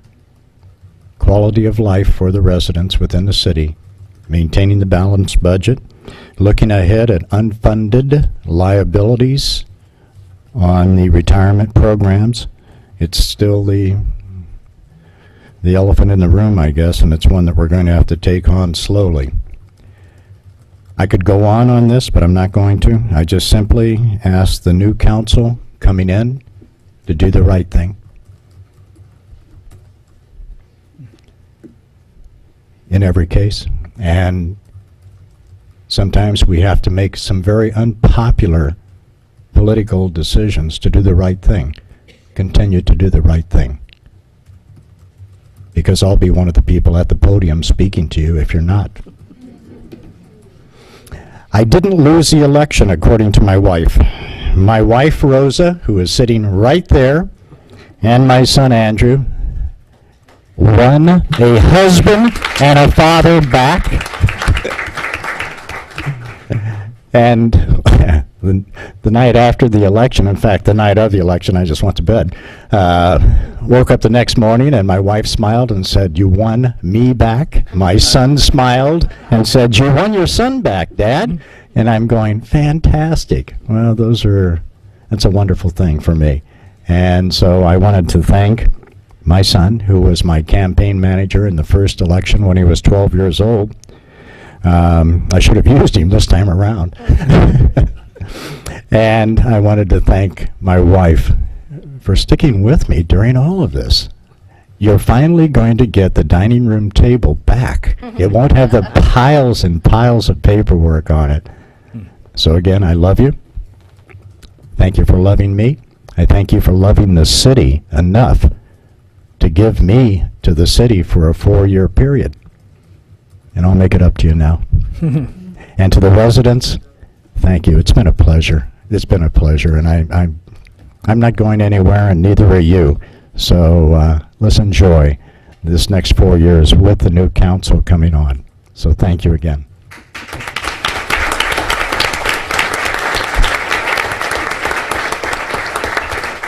Marilyn. Thank you. Well, in 1988, I decided to apply to be a member, to be appointed to the Los Alamitos Park and Recreation Commission. Little did I know that that was going to be the beginning of a long journey. I served on that commission for 6 years, and we just had a ball. It was so fun. There was no Brown Act things then, we could just have our meetings the way we wanted them. And then I was encouraged to run for city council. And I have to say, it's been an extreme privilege. I'm going to get very emotional here. And a great honor that you, the residents, have given to me to sit on this council for 16 years. I've tried to serve the community with the wishes and needs of the residents and businesses as the guiding force. I was going to talk a little bit about the last 4 years, but Troy did such a great job, I don't need to. But I was thinking about this since I was elected first in 1994, and how many things have changed in this community over that period of time. And I just thought of a few things, and I'm just going to name some of them. For those that don't know, we didn't have medians with trees on Catella or Los Alamitos Boulevard. We were not involved with the Olympic pool that you talked about at the Joint Forces Training Base, which now allows us to teach thousands of children and adults to swim. People would line up at the high school at 3 in the morning to be able to sign up their kids for swimming because there were so few slots to teach kids how to swim. We didn't own Laurel Park. We rented it. We didn't have restroom facilities at Cottonwood Park. And that was one of the things that I really, really wanted to see happen for Cottonwood Park, because the people in that end of town would get their kids over there to play, and then they'd have to take them home for their potty break because there was no place for them. And you know, city government works very slow. It took 10 years to get that restroom there, but it's a lovely one, and it really has enhanced that park. We didn't have Roberts Park, which is right here on the campus of the city. McCullough Field had not been developed. It was a bunch of gopher holes, and now it is this beautiful place for all of the kids in our community to play soccer. Lexington was not a through street to Cerritos. When I first got on the council, I suggested that that might happen, and they all said, "Oh, that's never going to happen." Well, you know, stick with it. And you heard a lot of talk this evening about alleys. When I got on the council, all of the alleys in Los Alamitos were asphalt. They were not in good shape. And so you see how we've been able to go through with block grant funds to get the alleys, and we're just about there from where we started. So they were always in disrepair, and there was no plan for improvement. We were not a recognized tree city. We did not have a tree planting program, which we have now. We did not have a residential street paving program, and we have that now. Our residential streets are paved on a regular basis, and that is something that was really very difficult to come to agreement on, and this is past councils, because you can't take funding from, you have little pots of funds here and there, and this pot can only be used for one thing, and there's never a pot of funds that can be used for residential streets. You talked about, well, you talked a little bit about our general plan. It had not been updated for many, many years, and it was done in 1995 and is now, as Troy said, in the process of continuing updating, and that's what really needs to happen, continual updating of the general plan. Los Alamitos Hospital was very small and now is building into a major medical center, which we're all very proud of. We had no relationship with the school district, and now we work as partners with the school district, as was spoken of about Jerry and I went to the council, or to their meeting, and were able to give them a big, big check for $300,000 because we do have joint ownership on the gym, and it was a good investment. It was 50 years. It's been 50 years since the gym was built, and now it really needs a lot of help. So we were able to kick in with that, and that was a lot of fun. I'm very happy with the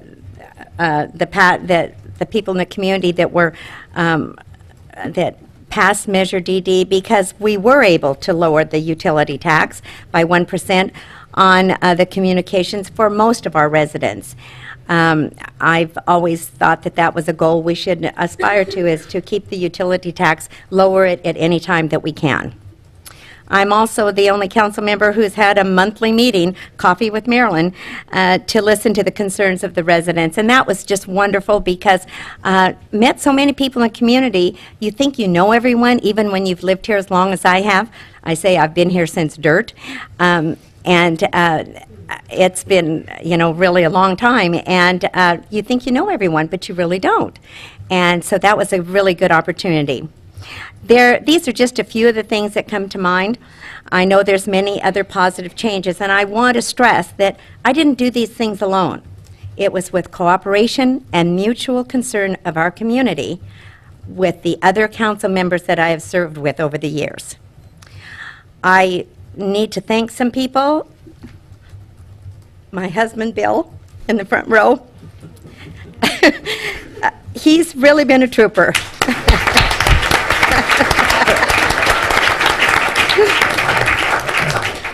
he's quite an amazing person. My children are here this evening, and their spouses who have put up with my absence from family time. My extended family, some of them are here, who have also just put up with a lot from me and been very supportive. All three of my grandchildren have been born since I've been on the city council. To my friends and business supporters who have always encouraged me in the community, thank you so much. I have some friends here in the audience that live in Rossmore, and every time I ran for election, they were out there walking with me, passing out flyers, knocking on doors. So that's real friendship, and I really appreciate your help. To the staff, you know, we do have the best people that work in the city of Los Alamitos. They're always eager to help. Chief Mattern, you're just the best. Angie has not been our city manager just this past year, but she's been here for quite a while and just done an outstanding job here. Sandy, you've been, we were talking the other night about when I first came on the council about the city manager or the city attorney that we had at the time. He was here for about 20 years, and I always say he was the best until Sandy came. And by the way, for all of you, I'd like to brag a little bit about Sandy. She has been named one of the top 25 municipal attorneys in the state of California.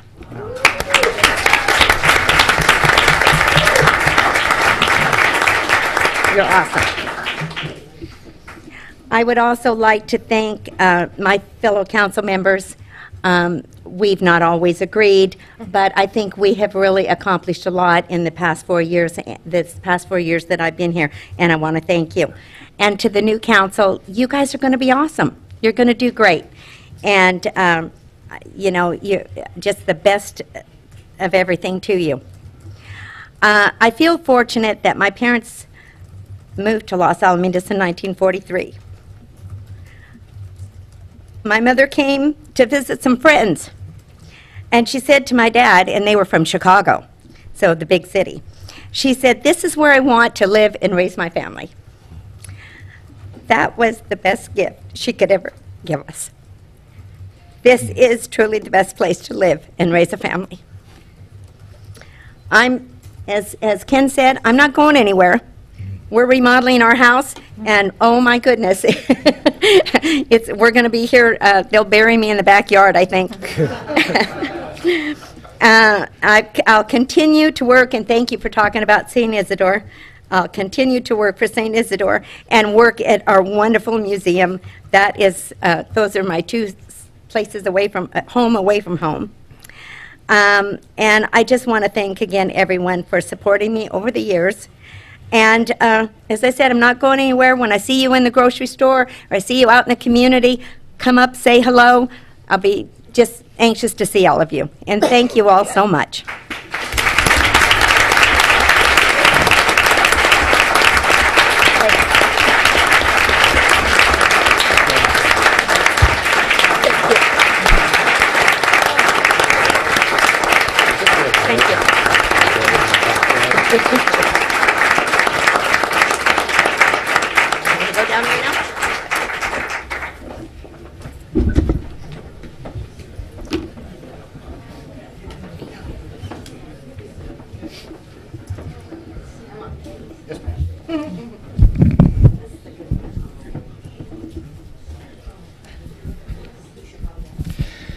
Okay, we have a lot of presentations to give the outgoing council members, and I was with Marilyn right up to the burying her in the backyard comment.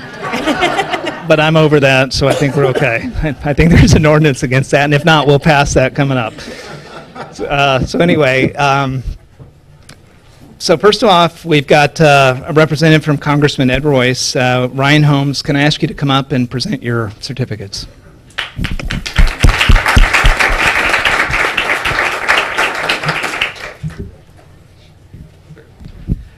Thank you, Mayor.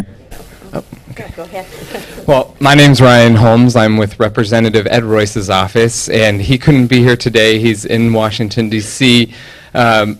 He, first of all, regrets not being able to represent Los Alamitos anymore. It's been such a pleasure to represent this community in Congress, and he's enjoyed it so much. And he's had the pleasure to see the work that Marilyn and Ken have done on council here over the past few years, and for Marilyn, many more years.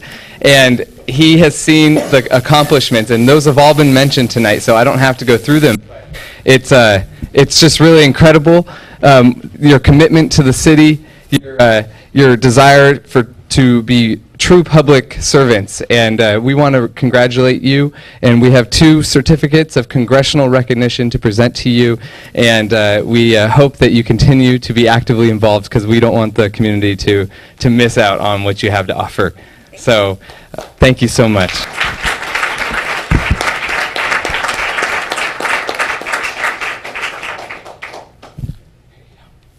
Congratulations.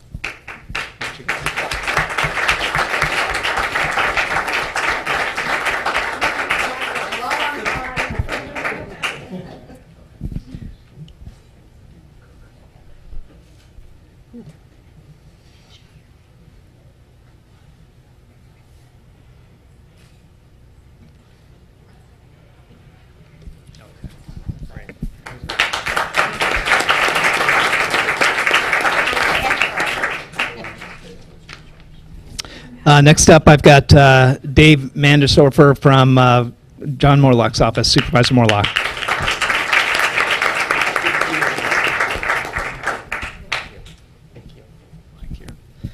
Well, to echo the sentiments of the speaker before me, it's it's a pleasure to present these. Supervisor Morlock sends his regrets he was not able to come, but we have a rather busy day tomorrow. So again, we understand just what a wonderful city Los Alamitos is, and definitely while working with the county, we always know where Los Alamitos stands on most positions. So that's of many things the highest honor we can say is that Los Alamitos is very strong in its beliefs, and we thank you for the diligence you show the county and just on the many commissions that you guys have served on over your time here. So once again, we're going to present these certificates to recognition from behalf of the county and Orange and Supervisor Morlock's office.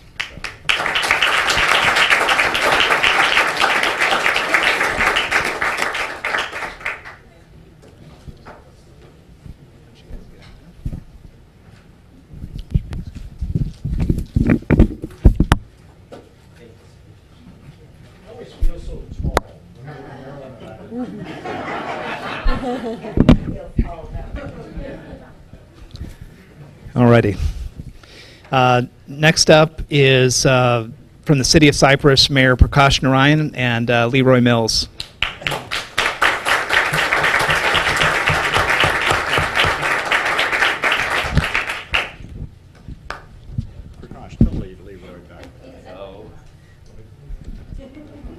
Well, good evening, ladies and gentlemen. I am Dr. Narayan, Mayor of the City of Cypress, and I'm here to present Certificate of Special Recognition to outgoing Los Alamitos Council members, Marilyn Poe and Ken Stevens.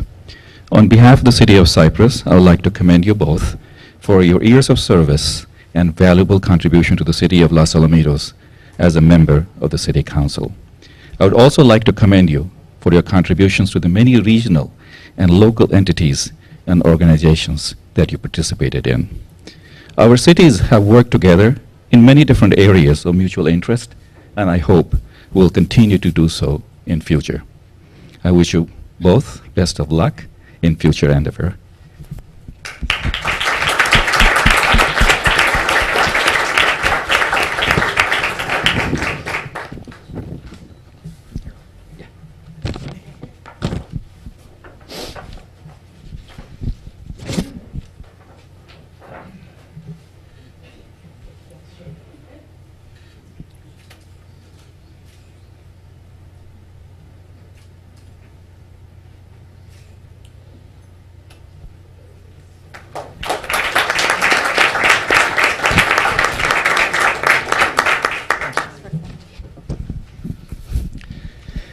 All right, next is Gary Miller, Mayor of Seal Beach.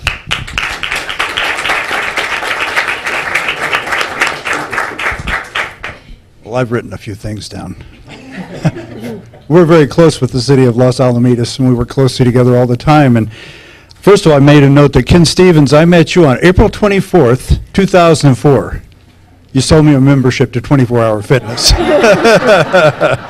at that, yeah, no, you were too successful. I couldn't get in the door hardly. At the time, neither of us were planning to be in elected office, I don't believe. And Ken had the same outstanding professional qualities then that he's had over the last 4 years working with me. The Seal Beach appreciates your work on the Orange County Fire Authority Board, as well as the West City Police Commission, Communication Committee.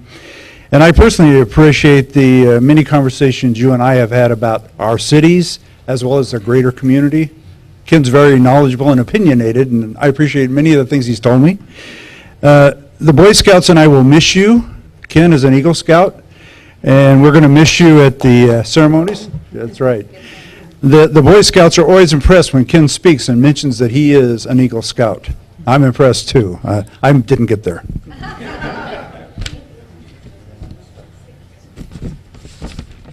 And before I met Marilyn Poe, I heard about her many, many times from Seal Beach's former mayor and city councilwoman, Patty Campbell. Patty was correct. What an outstanding person and elected official. You're outstanding. Marilyn has given so much for so many years to Los Alamitos and the greater community, so I can't really go through them all. And I'll just say that the city of Seal Beach is very appreciative of everything you've done for all of us, Marilyn. And I appreciate working with you on the elected officials ad hoc committee with the Joint Forces Training Base. I appreciate working with you on the I-405 OCTA working group. And I appreciate working with you on the Corridor City group. And I have to say this, that Marilyn and I are both opposed to toll express lanes on the I-405. As Marilyn said, yeah, we did. And as Marilyn said, they're freeways. And on behalf of Seal Beach and the City Council, I would like to present certificates of commendation to Marilyn Poe and Ken Stevens.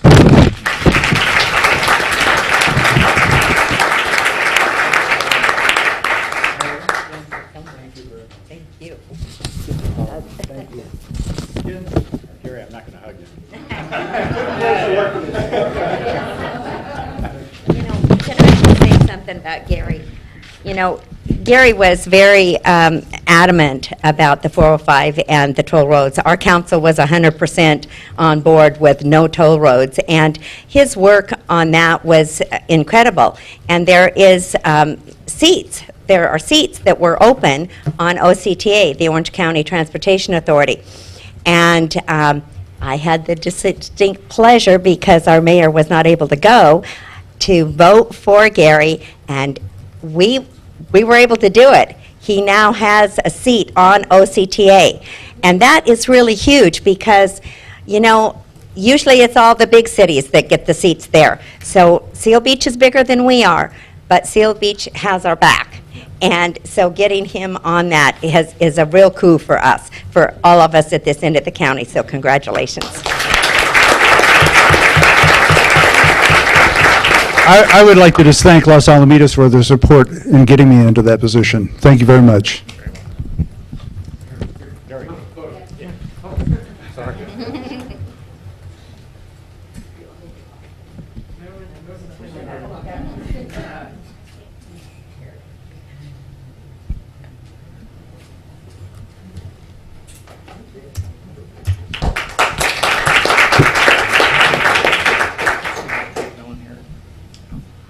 Okay, I've got a couple things. I think, Angie, help me out with this, because I see a couple plaques here.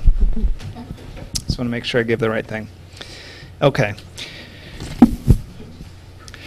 So one of the opportunities, I've said about everything I can almost say about Marilyn and Ken being on the city council, but you know, at the end of their stay on the city council, both of them have given a tremendous amount of sacrifice, a tremendous amount of time.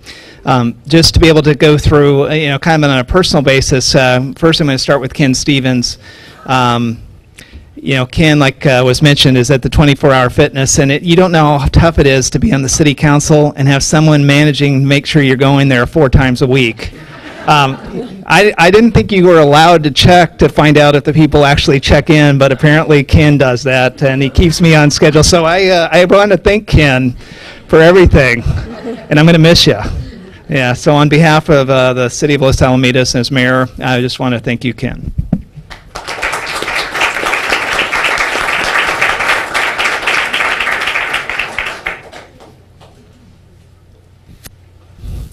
Okay, little personal story with Marilyn, I'll make it quick, is Marilyn Poe, like Gary, I'd always heard about her before I met her. And, you know, we have a pretty contentious city when it comes to politics, and, you know, and if we didn't love it, we wouldn't do it. And like I said, I have a tremendous amount of respect and love for everybody up here. So when I leave this room and see these people on the city council on the streets, it's just business as usual, and they're my neighbors. But up here, we fight it out. When Marilyn first, you know, we were kind of going through going, man, I really wish Marilyn would run. The path to get Marilyn into public service or back into it was sitting in this front row, Bill Poe. You know, you had to go to the Godfather and say, I need her for 4 more years, please. And, you know, and then, you know, Bill's response is, I got to check with the rest of the family. And, you know, it is truly a family event with the Poes. And like I said, as a mentor and somebody that just sets the bar super high, I just wanted to say, Marilyn, I really appreciate it. You know, I think in the community, our generation looks to the generation that's been here and says, you know what, we got to step up and we need to pull our weight. And I really appreciate everything that you do. Thank you.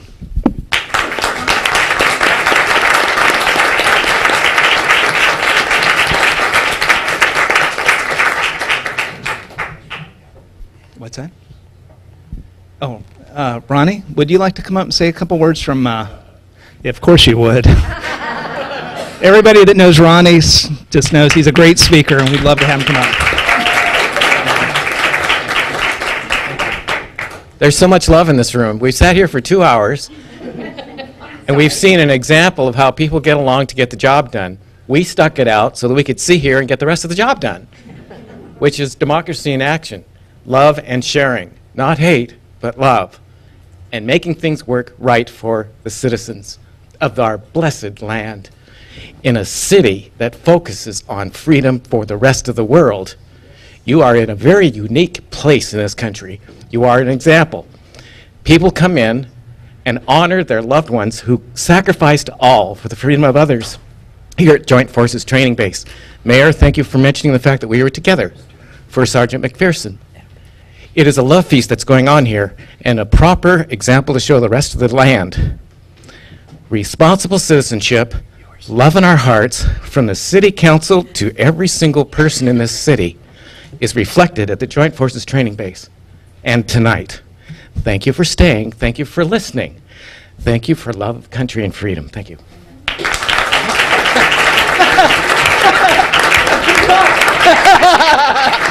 Pretty fun, thank you. Ken, God bless you. Huh? God bless you. Thank you. Thank you for your time. You're very welcome. Okay, at this time, the Love Fest is coming to an end. I'm going to ask the city council members if you guys wouldn't mind. You're more than welcome to go get your stuff and go with your family. I'm going to call up the new council member-elects up here, and we're going to conduct the oath of office. So at this time, thank you.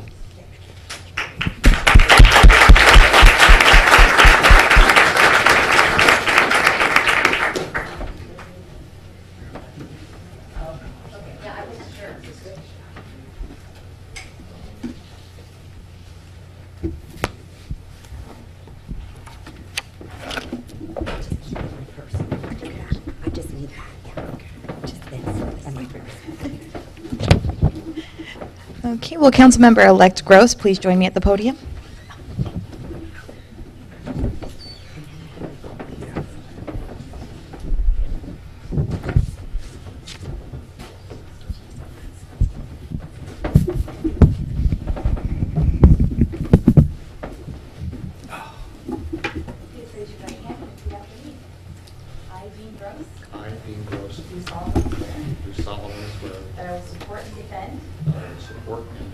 Constitution of the United States the Constitution of the United States and the Constitution of the State of California and the Constitution of the State of California against all enemies, foreign and domestic, against all enemies, foreign and domestic, that I will bear true faith and allegiance that I will bear true faith and allegiance to the Constitution of the United States to the Constitution of the United States and the Constitution of the State of California, and the Constitution of the State of California, that I take this obligation freely that I take this obligation freely without any mental reservation without any mental reservation or purpose of evasion, or purpose of evasion, and that I will well and faithfully discharge and that I will well and faithfully discharge the duties upon which I'm about to enter. the duties upon which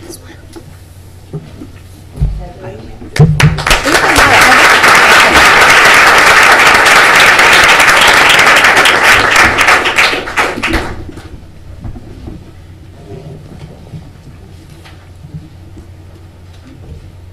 I'd like to present you with your certificate of election. Thank you.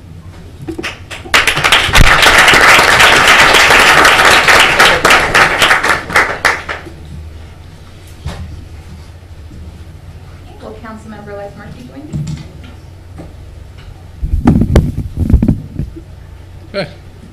Okay, raise your right hand and repeat after me. I, Richard Murphy, I, Richard Murphy, do solemnly swear do solemnly swear that I will support and defend that I will support and defend the Constitution of the United States the Constitution of the United States and the Constitution of the State of California and the Constitution of the State of California against all enemies, foreign and domestic, against all enemies, foreign and domestic, that I will bear true faith and allegiance that I will bear true faith and allegiance to the Constitution of the United States to the Constitution of the United States and the Constitution of the State of California, and the Constitution of the State of California, and that I take this obligation freely and I take this obligation freely without any mental reservation without any mental reservation or purpose of evasion, or purpose of evasion, and that I will well and faithfully discharge and that I will well and faithfully discharge the duties upon which I'm about to enter. the duties upon which I'm about to enter. Congratulations. Thank you.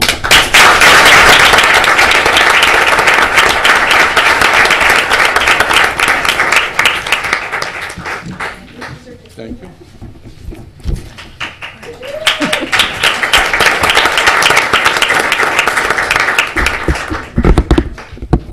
Okay.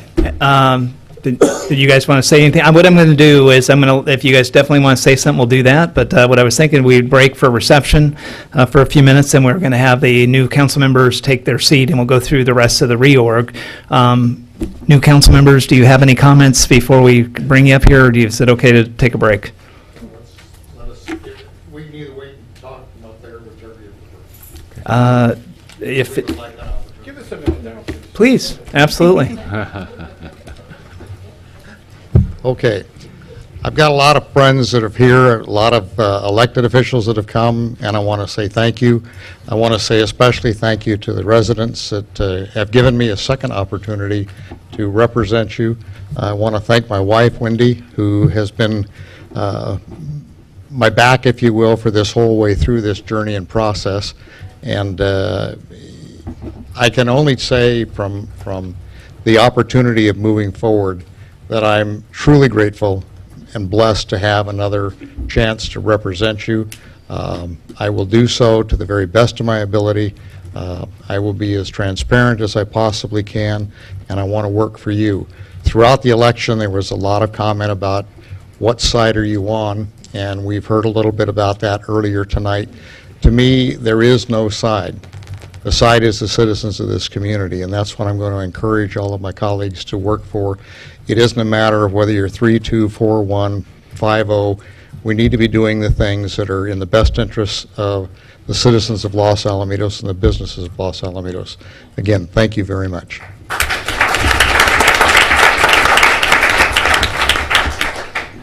You know, I feel like when people win the Academy Award, how they have so many people to thank. So let me start with the 2,332 people who voted for me. Without you, I wouldn't be here. There were some people in my campaign that I would not, I didn't think this would be so emotional. It's okay, Richard. There's some people in my campaign I wouldn't be here without. Barbara Neighbor, her daughter Janice, who papered the Highlands on a regular basis. Jody Sloss, who actually made me get out and be a campaigner. My sisters, Marianne and Patricia.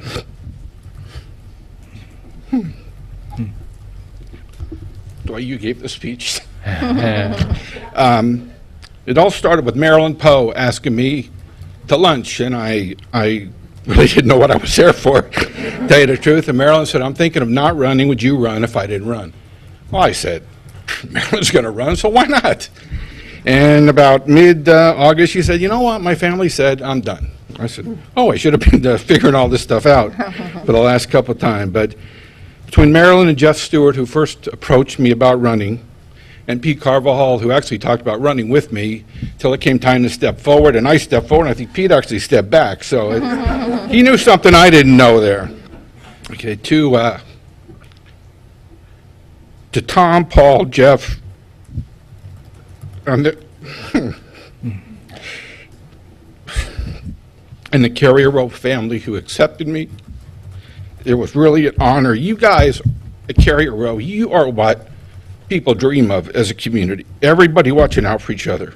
And I hope we can extend that to the whole city. For everybody who gave me a water or let me use the bathroom, oh man, you don't know how much I thank you, because campaigning can be brutal. In one particular day, this was the hottest October ever. Dean walked every day, I walked every day. Every day was 90 degrees. I walked from 4 o'clock till sundown. I was happy to see the sun go down every day, but I walked every day. One particular day, I knock on the door, you know, and you're there with your flyer. It's a lot tougher than Maryland, you told me it was, but, you know, and I knock on the door, and a little kid looks out and says, mother says, who is it? And I hear, some old man. You know, and the truth hurt. You know, it was 2 doors later, I get down and I hear this shriek of a young girl who whips open the door and looks at me like I'm the worst blind date ever, because she thought I was the Domino's guy who luckily was right behind me. I got to thank Ryan and his family at Minuteman Press and the family at American Signs. Without you and your help, I wouldn't have done it. You know, I got to meet everybody from Sam Manning, our young commission leader, to the veterans of this community. I thank all of you who took the time to just stay with me. I got talked from the political extremes, from Chuck, Sylvia to Art the Bolt, and actually got them to agree on 1 or 2 things. I even got JM and Lisette to agree on something today in the blogs, and I thought, wow, the Mayans may be right if these two are agreeing on anything. So be careful on that one. Now, I have one goal, and that's for all the passionate people who come here every month. Let's take our efforts and move forward. The he said, she said of the past really is not going to get us anywhere. We all know what was said, but it's not going to move us anything. Back long time ago, James Madison, the Federalist Paper 62, talked of a citizen legislature, which is exactly what I hope to be today for all of you. One last thing, please, when you're speaking to me, and I hope you do not use subtlety. My family will admit right here, it's wasted on me. You need to hit me over the head with your idea and we'll discuss it. You will not insult me. I've stood at this podium and I blame the lights and the camera angle, but I just realized there's not as much hair as there once was there. So so you're not going to insult me with that. Whatever your opinion is, I really, as Dean said, let's work together, make this community all it can be. Thank you.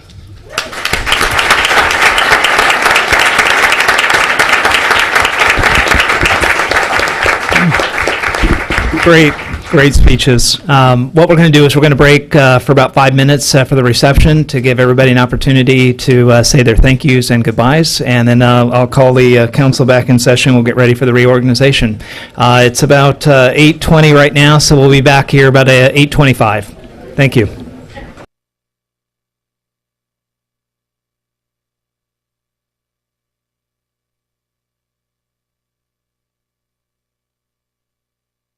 Ready.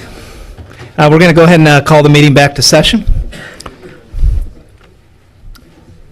Okay, Mr. Mayor, if I may, point of order, I'd like to, in accordance with Municipal Code 2.04.260, I wish to reconsider two items, item 7, and the major expenditures, and item 8L, the staff compensation. So those are items I'd like to have reconsidered. Hold on just a second. Councilmember Guzman, just let me... I'm sorry, which items are you wanting to reconsider? 7. 7. Major expenditures, and is it 8L? Adoption of the resolution of salary and benefits. I make a motion to reconsider those. I'll second that. Okay. City Attorney, just help me out with this. So as a point of order, going through the agenda, bringing back something for reconsideration, is this proper procedure at this point? Because I'm not familiar from a parliamentary procedure. It is in general terms. Let me just double check the code section that's being cited to make sure it's consistent.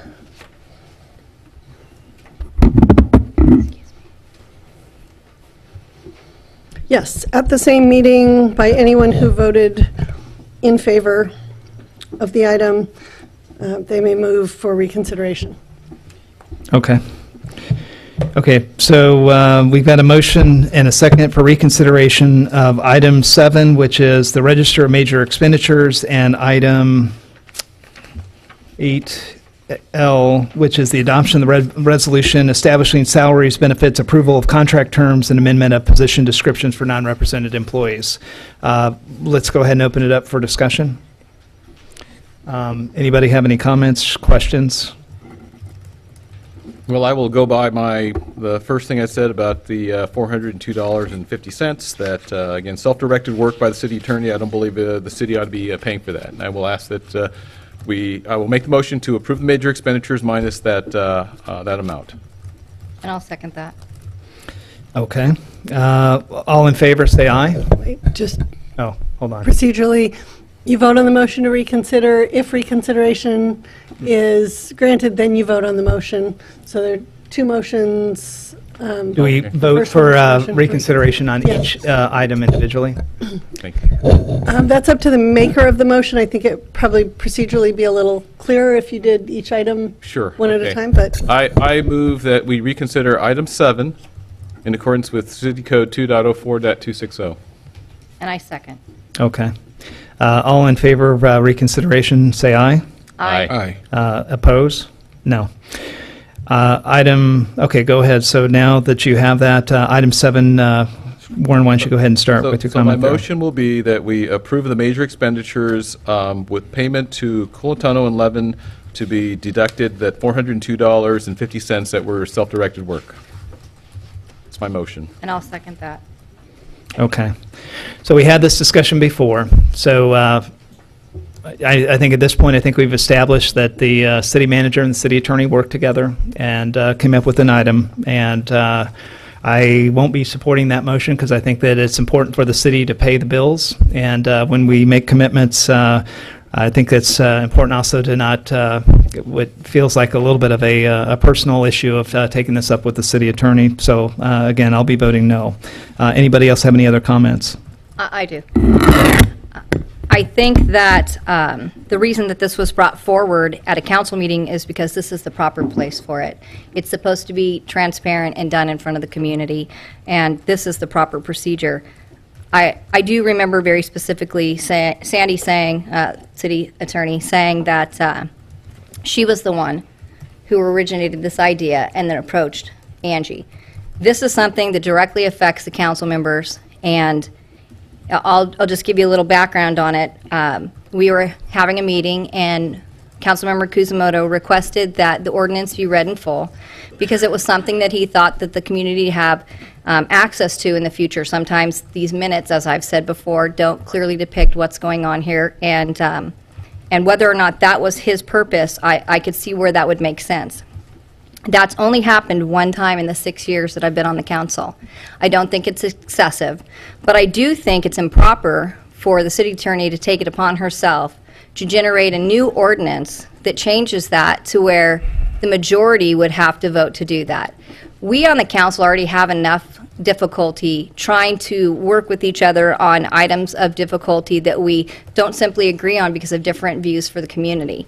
We don't need the city attorney generating items that are going to cause more problems for us. We fought very hard in the minority to keep things a representative from each person. We all were elected by different people. We are the voice for those people.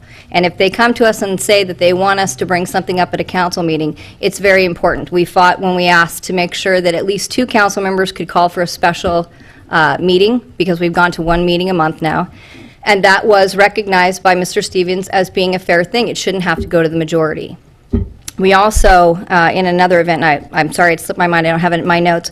We also, at another time, reached a consensus that it didn't have to be the majority. It could be just 1 council member, and I believe that was when we were talking about the readjustment of the amendment to the code that said that a council member could appeal. There was some ambiguity as far as some council members were saying, and in that, they wanted to make it a majority vote if you had to bring up a call for review, which is in essence kind of like an appeal on a planning commission ruling.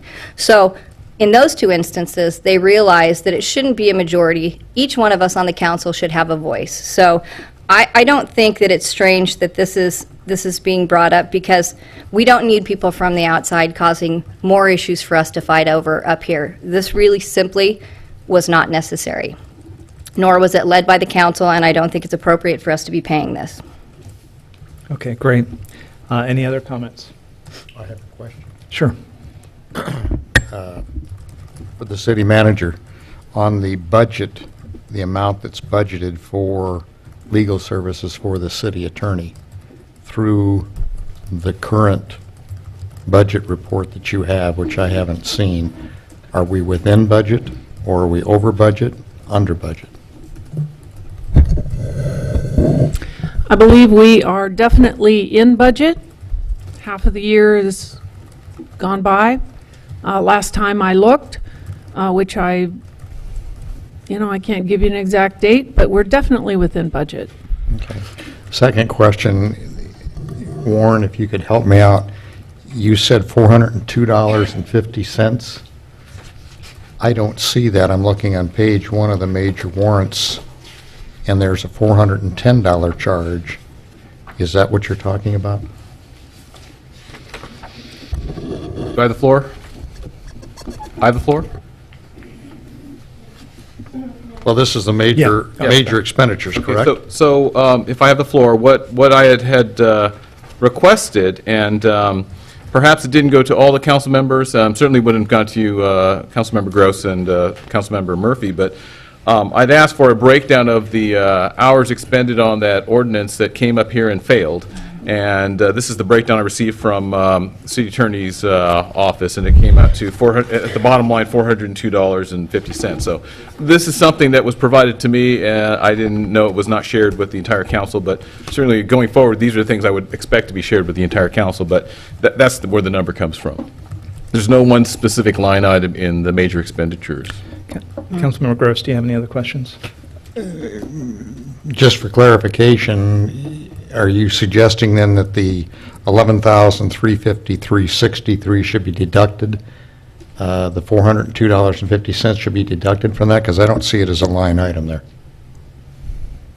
I think that's my motion, yes, just as at the bottom line, the payment to as per the city attorney's information provided to me, it was $402.50 of labor that was expended on the ordinance that, as far as the prior council, none of us had requested that work to be done. Councilmember Murphy, do you have any questions? No, I have a comment. I certainly don't want to do anything that would set a precedent that would stop the initiative of the city attorney to bring motions forward that she believes are in the best interest of the city. And the city manager, this is well within her authority. I believe Angie has said that it was a collaborative effort, and this is not something I want to support. Okay. May I have my turn?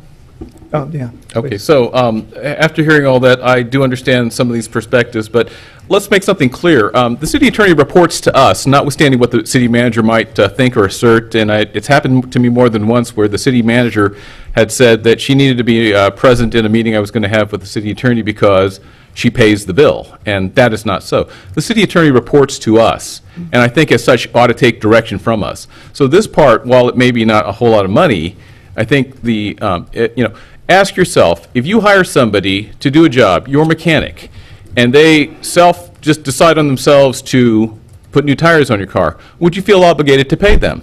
I think that this is what the situation is.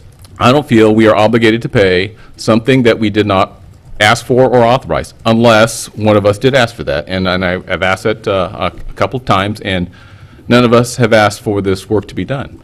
So that is where I'm coming from. And it's not a lot of money, but I think, again, I'm going to hang my hat on the principle of the matter. And with that, I'll turn it back to you, Mr. Mayor. Great, thank you.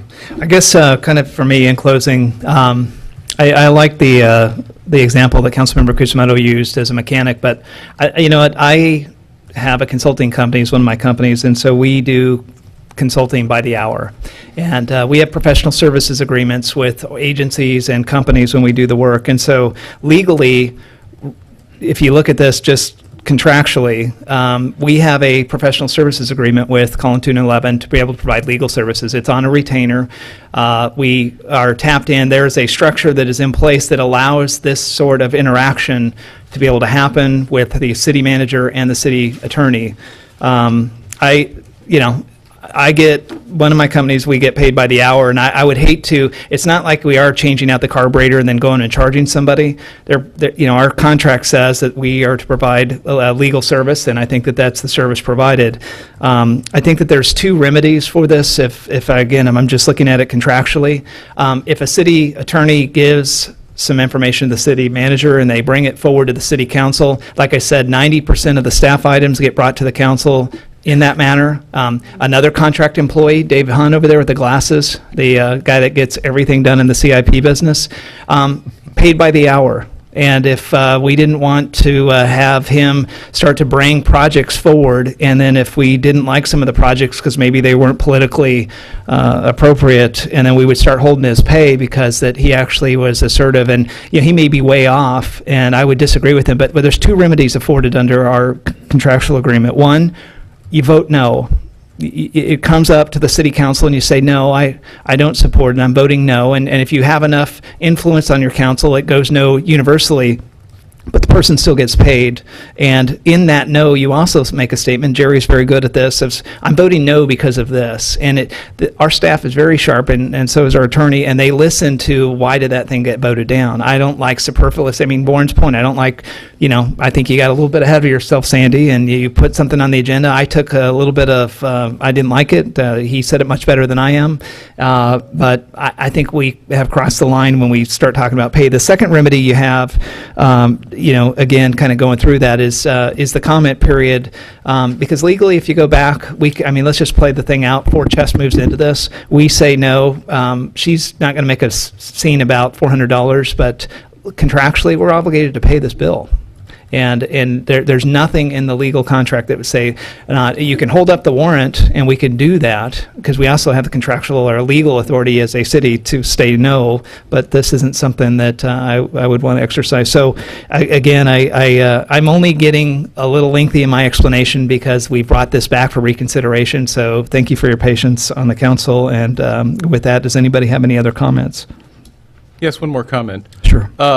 The city attorney reports to the council. Last I checked, Mr. Hunt, as city engineer, reports to Public Works or Community Development, and then in turn reports to city manager. So I think it's a little bit of a different analogy, Mr. Mayor, but again, this is somebody who reports to this body here, and again, the going out and self-initiating the work, I think, is not the right precedent for us to accept. Okay. We have a motion on the floor. The motion is to pass the warrants. This was made by Councilmember Kusamoto, and it was seconded by Councilmember Mejia. All in favor of the modified motion for the warrants, please say aye. Aye. Oppose? No. Aye. Or no? No. Okay. At this point, I guess procedurally, do we need to now do anything else, or we're done with this? It's because we reconsidered it. Is it kind of in limbo? You need to now move to Okay. approve the warrants. Okay. I'm going to look for a motion to approve the warrants. I'll make the motion. I will second. Okay. Any comments? All right. All in favor, say aye. Aye. Oppose? No. No, so stated because of self-directed work by the city attorney. Okay. Thank you, Warren. Next up is item 8L, which is let me just read it for the public's edification. The adoption of the resolution establishing salary benefits, approval of contract terms, and amendment of the position descriptions for non-represented employees. Councilmember Kuzmoto. So my motion is to reconsider this item, and I'd like to have it brought back to this body. Okay. Can I get a second for that? Second. Okay. Any discussion? Okay. Hearing none, I'm going to go ahead and move for the motion. All in favor, say aye. Aye. Aye. Okay. Opposed? No. Councilmember Kuzmoto, your pleasure now. Thank you, Mr. Mayor. I would like to move that we table this to give the new council members, newly seated council members, a chance to research and evaluate and then come back and weigh in. So I'd like to move that we table this until a future meeting. Second. Okay. I guess I will start off there. I hope that the city council would not do that. Been a lot of effort to try and get this item closed for all the reasons I've stated. To the new city council members, Councilmember Murphy and Councilmember Gross, obviously this is something that we've invested a tremendous amount of time in. I would be interested in hearing your perspective up here, but I think that there's two components of this. One is I think that it's important to understand the level of diligence that went into trying to get this thing in place. There's a timeline that we really need to take in consideration too, is that we have another union agreement contracts coming up here in the spring, and what we're trying to do is to also set a precedent for the pension reform. I guess with that, I'll leave it at that and just see what other comments we have before I take it to the vote. Councilmember Gross. Well, thank you. I thoroughly reviewed the staff report, and I believe that I understand what it is that's being requested, and I don't have a problem with approving it because I think that it is appropriate to take the action with the non-represented employees. I believe we've gained in the process by modifying some of the pension issues, and I would be in favor of passing this. Okay, great. Councilmember Murphy. I too I read this many times. In fact, I called several family members who almost got up and spoke about this issue. They were in such disbelief. I would like to see this brought back as an agenda item with full public discussion. And so the council and the public can give their views. And I do have a few questions that I will iron out in that before the next meeting as to a few of the tables need a little more explanation for me. Okay. Alrighty. Closing comment before I take this thing out to vote. The thing that's really important here to me, there's the message to the employees. I want to make sure that the employees know that the council is unequivocally behind you. That this is something that we've done a lot of due diligence on. I want to thank the staff for working with Angie and being able to go through this. But again, I'm not going to support this because I think that it's a little double-edged sword. Is that the council that just left? Those people are people that have skin in the game too, right? So they were on the council. Their opinion mattered also. So really, it's you pick. Is it the people that had invested the time to in this issue, trying to get it to where it needs to go, or is their decision and their input on this not that important, and we want to push this thing forward. So, like I said, I would like to be able to see this thing passed tonight. I think it's a great message to the city. I think it's a great message to our city employees to be able to tell them that we really appreciated their hard work. And I think it'd be very disappointing to table this. Again, guys, these folks have waited for 5 years. You know, and they've watched the other unions. You know, there's a benefit of, there's a benefit of being unionized, all right? Because the unions didn't put up with this, and they came forward and did what had to be done, and they pushed this thing to a point.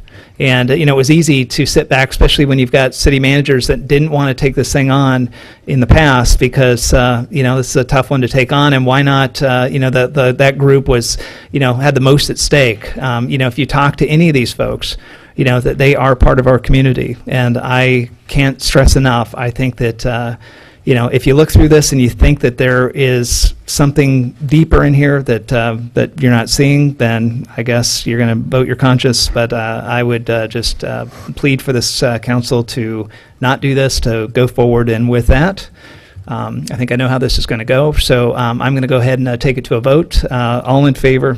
I have one further question. Go ahead. You've discussed the urgency of doing it. Can you give me a little indication of what that urgency is as opposed to putting it off to the meeting coming up in January? Well, I think what we tried to do is the previous council had went through this in closed session. And like I said, and what we've been doing is working on this back and forth with the city since October or August. And so we are getting ready. We've got union agreements that are going to be coming up that are going to have to start to have the preliminary meet and confer discussions that are a normal part of the process. But you know, my intention, just very directly, was I was hoping to be able to put this thing to rest so that the new council, when they came in, they can focus on reorganizing, getting the right person in as mayor, and trying to take care of the union agreements where we now have the city manager on an 8% fully paid employee PERS, and we have the management group, and now we can start to focus with a little bit of, I'll just say, negotiation leverage that we are able to work with the unions to the next step, which, by the way, they've been great through this whole process, so this is just business, right? And so, I like I said, you know, vote your conscience, do what you want to do, but I think it's really important. And again, in fairness to Ken and Marilyn, who also invested in this, I think out of respect, it was something that they worked on too. And one last thing, since you asked, the last item on our agenda tonight is the city clerk. And just to give you an idea of the level of deference that happened in closed session, which we're kind of not saying the same thing we did back there, is we unequivocally also agreed that we wouldn't vote in to potentially hire and promote our city clerk, who's been our interim for the last year. You know, the city council said, you know, that item, this is going to have a direct report to this council, and they thought it was important enough, Marilyn and Ken both, and all of us, you know, Jerry and Warren and myself, to basically hold off and not vote on it and only give a recommendation to you guys to be able to take into closed session out of deference for you. So I think, again, what they were trying to do is show absolute respect for the fact that you guys are coming in, absolute respect for the ability to have you guys be able to have a direct report person that you can actually pick and that you're going to be living with for the next 4 years. So, again, with that. Mayor, if I may, I haven't spoken yet. We spoke about very specific things in closed session, the mayor's right, and there was a very specific reason we moved forward with this immediately. We can vote to remove privilege and discuss why we moved forward this way. Is that correct, City Attorney? Yes, the council as a body can vote to waive privilege if they want to. Okay. If you, Richard and Dean, really truly are interested in finding out why we moved forward the way we did, because it's being presented to all of you like this was a done deal. There were some concerns, and there was a very specific recommendation made, and if we have the opportunity to air that, I think it'll be very clear why we moved forward the way we did. So I would make a motion to waive privilege so that the new council members in a transparent way can understand what happened in closed session. Okay, so that's your motion. Yes, that's my motion. Okay. Is there a second? Okay. Well, then let me finish. Then I'd like for you, Mayor, not to present it the way you're presenting it, because you of all people know exactly what I'm talking about. And I'll just go ahead and leave it at that. Could I ask a question then, under the circumstance, since we have a closed session, well, we can't. It's not agendized. It's not agendized. Okay. We can As- agenda it for a future meeting, but it's not on tonight. Well, you know, the funny thing is, it's I nothing. answered my question. Yeah, it's nothing that's going to be exposing anything that the work that we did on the contract. It's really merely why we proceeded the way we did. So, but the motion failed, and I'll go ahead and pass it back to you, Mayor. Okay. Okay. May so I speak? May I speak? Yes. Okay, please. so, Jerry, Councilmember Graham, I did not feel it was appropriate to second your motion to waive the privilege of closed session, because I don't know that we want to have all those discussions here. I will say, though, I think, Mayor Edgar, I think that you did not characterize it as thoroughly as I recall in closed session, because there were certainly elements that are in here that I see and I recognize, and I support. I do support that. However, there are other things in this resolution, in this report, that I question, and one of them was someone who's working 90-day schedule gets more compensation in terms of holiday pay than the other person. So those are the things that I saw that it was not. I don't recall seeing that in closed session. I didn't have this document to review, so those are the things where I would like to have this tabled so we can go off and look and then ask those questions of staff. So that is why I'm doing this, not because of any not supportive of city staff and the leadership team there. It's again, we need to do this job thoroughly, and we need to understand what it is we're voting for, and what the resolution's all about. Okay, great. Any other comments? I see this as a bigger transparency question. I would have much preferred this brought back as a separate item, not as a consent calendar item. And, Mr. Mayor, you've spoken a few times about our reserve, but I think that, and you also mentioned that in dealing with the unions, they're looking at our reserve. Well, I think it's going to be very important for this council to come up with figuring out exactly what is our reserve. And that's going to involve finding out what our pension deficit is, because a $7 million number minus a $3 million problem is a $4 million reserve. It's not a $7 million reserve, and I think we, as part of the bigger picture, need to figure out that issue before the negotiations go much further. City Manager, is there any reason that this can't be back on the agenda in a month?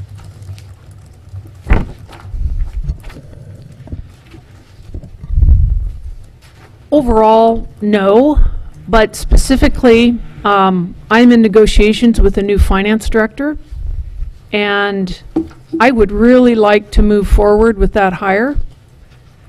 And so I have this close to, well, I have made an offer, a conditional offer. So that's, I would, your tabling of this impacts that. Okay. Thank you. That's all I have. Okay, great. Any other comments? Question for the city attorney. If this is impeding her moving forward with the new finance director, could it be said to the finance director that we are still in negotiations and that what is being presented could potentially change to some small degree? Sure, the offer that was already made was conditional. The question is whether, what the impact is of not hiring a finance director and whether we lose this particular candidate in the interim. Well, we've been through several of them lately, so, I would hope that she would at least stick around for the difference. Or if worse comes to worse, we can always have a special meeting. There's always that option. Okay. So, yeah, I mean, the point is, we had a closed session. We agreed to a parameter. We had Angie take it back to the city folks, and we may need to have her take it back again. That's the direction it's looking. So, with that, I'm going to go ahead and close comment, and we're just going to go ahead and go to the vote. So, for item 8L, which is the adoption of the resolution establishing salaries, benefits, approval of contract terms, and amendment of position descriptions for non-represented employees. The motion on the floor is to table this to a time in the future, and we've got a second. So all in favor, say aye. Aye. Aye. Okay, and oppose? No. All right. Could I ask that this be brought up and a special meeting be called first part of January to deal with it? Yeah, you can request that. Yeah, I'll support you on that.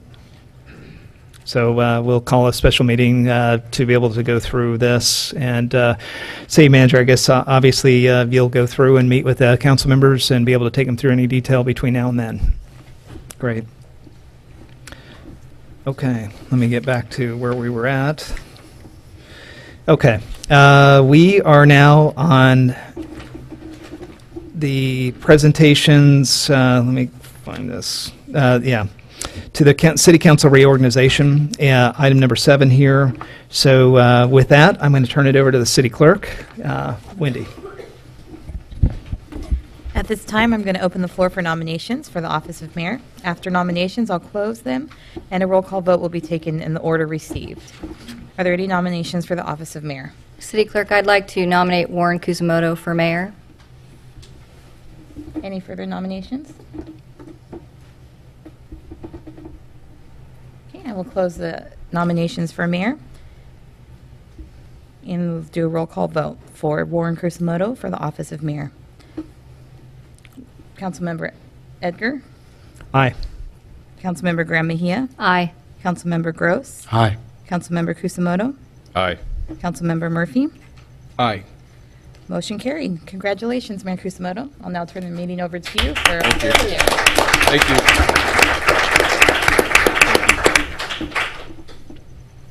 you. Need to call for nominations for Mayor Pro Sure. Tem. Okay, so I'd like to open up for nominations for Mayor Pro Tem. I'd like to nominate Rich Murphy.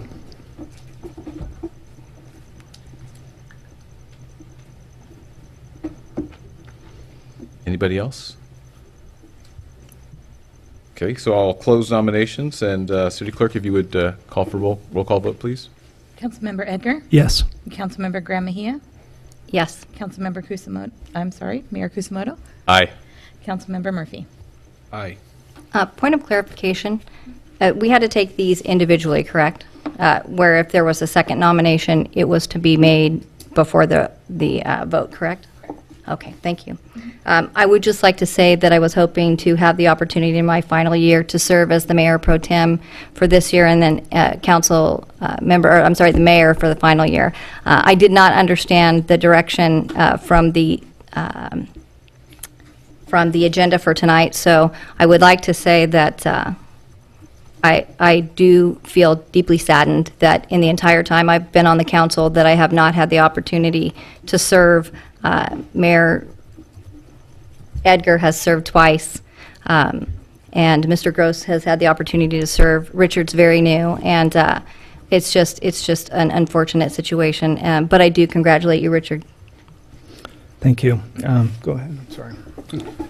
Thank you. So I guess where are we now on the agenda? Number 8. Council comments? No. We're on the outline for reorganization, which was sort of a supplement to the agenda on item 8, which is presentation of outgoing mayor's Oh, plaque. beg your pardon on the sheet. Okay. You got it? Got it. So, like to present to outgoing mayor, former mayor Troy Edgar, this plaque of appreciation. We'll just do it up here if you don't mind. Sure. So, I wanted to thank you very much for your years of service to the city and the community. Thank you very much.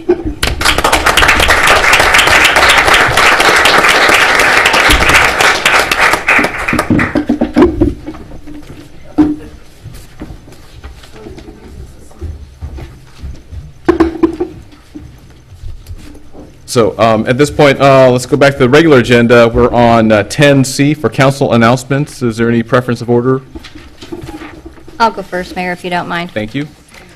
First, I'd like to say that in light of the events that have happened that the Mayor, Edgar, spoke of earlier tonight, we have been short an SRO officer, a student resource officer at the high school for a couple of years now. I would like for the council to reach out to Seal Beach and Rossmore. It's an expense that could be shared by the three communities. All of the children that attend those schools are from Rossmore, Seal Beach, and Los Alamitos, and I think that it's something that's essential. I think we know that now, and it's not something we should do without. The cost should not be a deterrent for us. Second, I'd like to welcome the new council members and thank the outgoing council members for their service. Look forward to serving with you. And then also just wish everyone a Merry Christmas. Thank you. Anybody next want to go? Sure, I'll go first. I'll go next. Couple items. The Orange County Sanitation District, we're getting ready to transition our new general manager in January 1st. So Jim Herberg will be taking over for the Orange County Sanitation District for Jim Ruth. Jim Ruth will stay on through March 31st, and right now a significant financial reorganization and evaluation of rates that'll happen. You're going to start hearing a lot about what's going on in the Orange County Sand District because we're required to put out a Prop 218 notice, which means that there's a potential impact on your property tax bill based on what's going on with the rates. So I've asked the staff to come and give a briefing. They were going to do it tonight, but obviously it was filled. So in the next meeting, the city manager will be putting that on the agenda, and we'll get an overview of what's getting ready to happen. I wanted to thank the Chamber and the school district and the young professionals group within the Chamber for the first annual Los Alamitos tree lighting that took place over at St. Isidore. Really enjoyed that. The weather cooperated, so it was really terrible, stormy, rainy. It felt like Christmas. So I think that everybody did a great job. And to John Underwood or whoever may have taken pictures of me sledding against two kids on the snowbank, I hope those pictures don't end up in the paper. Casa Christmas, December 13th, over, Judy Clabeau hosts the board over there, and again, a lot of us go to a lot of these different Christmas events for the different charities, but, regardless of the charity that you support or charities, I would just ask that, a lot of good stuff takes place in this community, and I would just encourage everybody to get out there and find something that is your passion and build it up. It's not all about breaking down things. It's about trying to build up things that are here. A lot of people have put a lot of blood, sweat, and tears into building up our community. And again, I think Costa is just representative of that. And on that same note, I also wanted to say I had the opportunity to go to the Precious Life open house, and I would encourage anybody, including all the new members on the council, or at least one new member, because I think the other one's wife's on the board. But I would encourage us to continue to go over there. Teresa Murphy does great stuff with Precious Life. They are running a full ship over there, and they always need the community leaders to get behind those groups because it helps get people focused and really kind of helps their cause both on dedication, and our police have a lot of interaction with those groups as they're really trying to save and help people that are not as fortunate as all of us. Also had an opportunity to go to the CASA Youth Shelter Counseling Center dedication with Chief Mattern and Councilmember Gross and Councilmember Murphy. And we had an opportunity to be able to dedicate the counseling center to Lucy Ann Mulhart, who had spent almost 25 years as a staff member. She really took over for Mildred Jones, and the vision and the dream. She was the first hired staff, spent over 25 years there. Unbelievable. This is a gal that, again, I'm just in awe of. She takes care of kids like they're her own. She raises money like you have no idea. She talks to board members and manages a lot of really, really nice people that have a lot of really, really interesting and great ideas, and makes us all feel like we're giving everything we can, even in times when we do crazy stuff like run for office and then drop our responsibilities and as far as being able to give as much as we can. I also wanted to give one more plug to Larry Strothers and his book on Los Alamitos. You know, I only read nonfiction, and I'm very focused on biographies and history. And Larry Strothers' book on Los Alamitos, Rossmore, is unbelievable read. First question I had is, did Margaret Kendrick and Marilyn Poe take a look at it to make sure it was edited correctly? And I've been told they have. I haven't checked with Margaret, but I would just say anybody that's interested in the history of Los Alamitos, and it only takes you up to 1960. So, I mean, but it starts back in the days of when Mexico owned this area and broke it up into ranchos and Alamitos and Bolsa, et cetera. And I would just, anybody that's interested how this place was really set up. And really 50 years ago, Coyote Creek, which has just been concreted in the 50 years, without that confluence being concreted in, you used to have normal floods here. And until it was concreted, they couldn't build in Rossmore. And once that was concreted in, the flood problems went away, and they actually controlled this environment. But it used to be marshlands all the way up to the 405. So anybody interested in that, I would just encourage you, learn about the community, and you'll really have an appreciation. And, you know, Larry has a million things going at one time, and so he's always kind of half in on 50 things, but I would just say you did a great job. Anything I could do as far as promoting that book, because I think it's just important for people to see the history. Lastly, I want to thank my wife, Betty, who's in the audience. Betty, thank you. I appreciate all your dedication, support to allow me to do this. You know, we've got the plaque for the library, and but again, I'm going to put a plaque. I'm going to put something over it to protect it from you, so you don't go hitting it. But no, I really appreciate everything that you do. The boys at home, thank you for being there, supporting me, allowing me to just have a crazy year this year. Having the honor to be able to run for state assembly, having the honor to be on the city council, and still manage my 2 companies, and being a dad and a father. So thank you.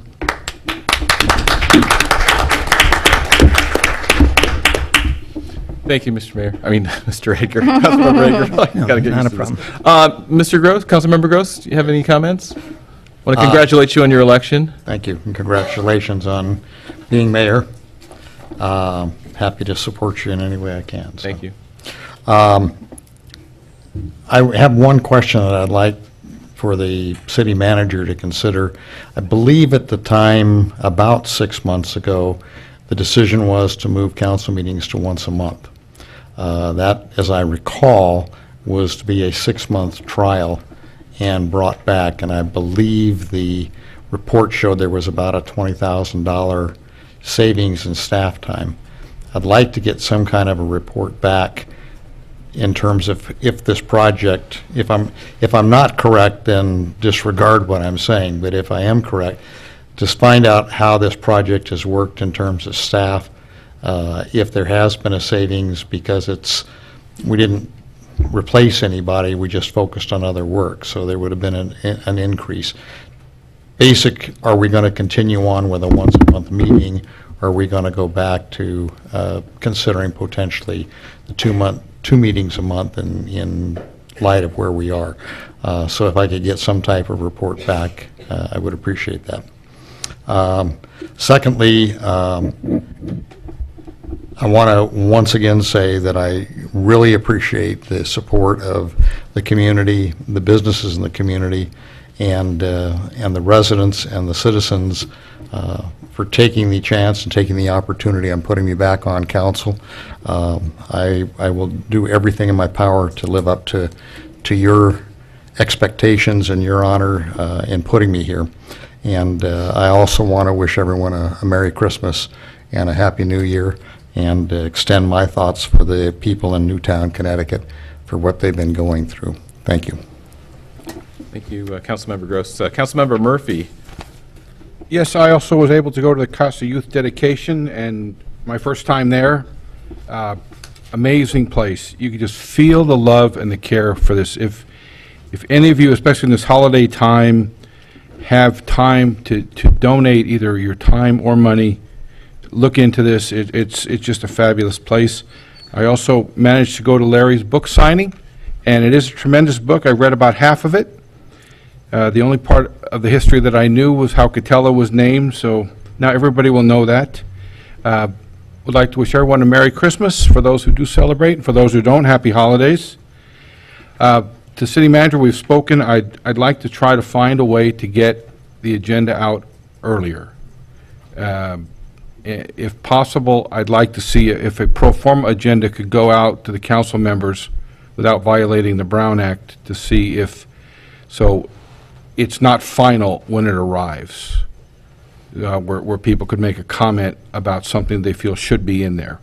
Or maybe as of today, that an item could have been put in a different part of the discussion and gotten passed that way. But you can get back to me at your convenience on that. Thank you.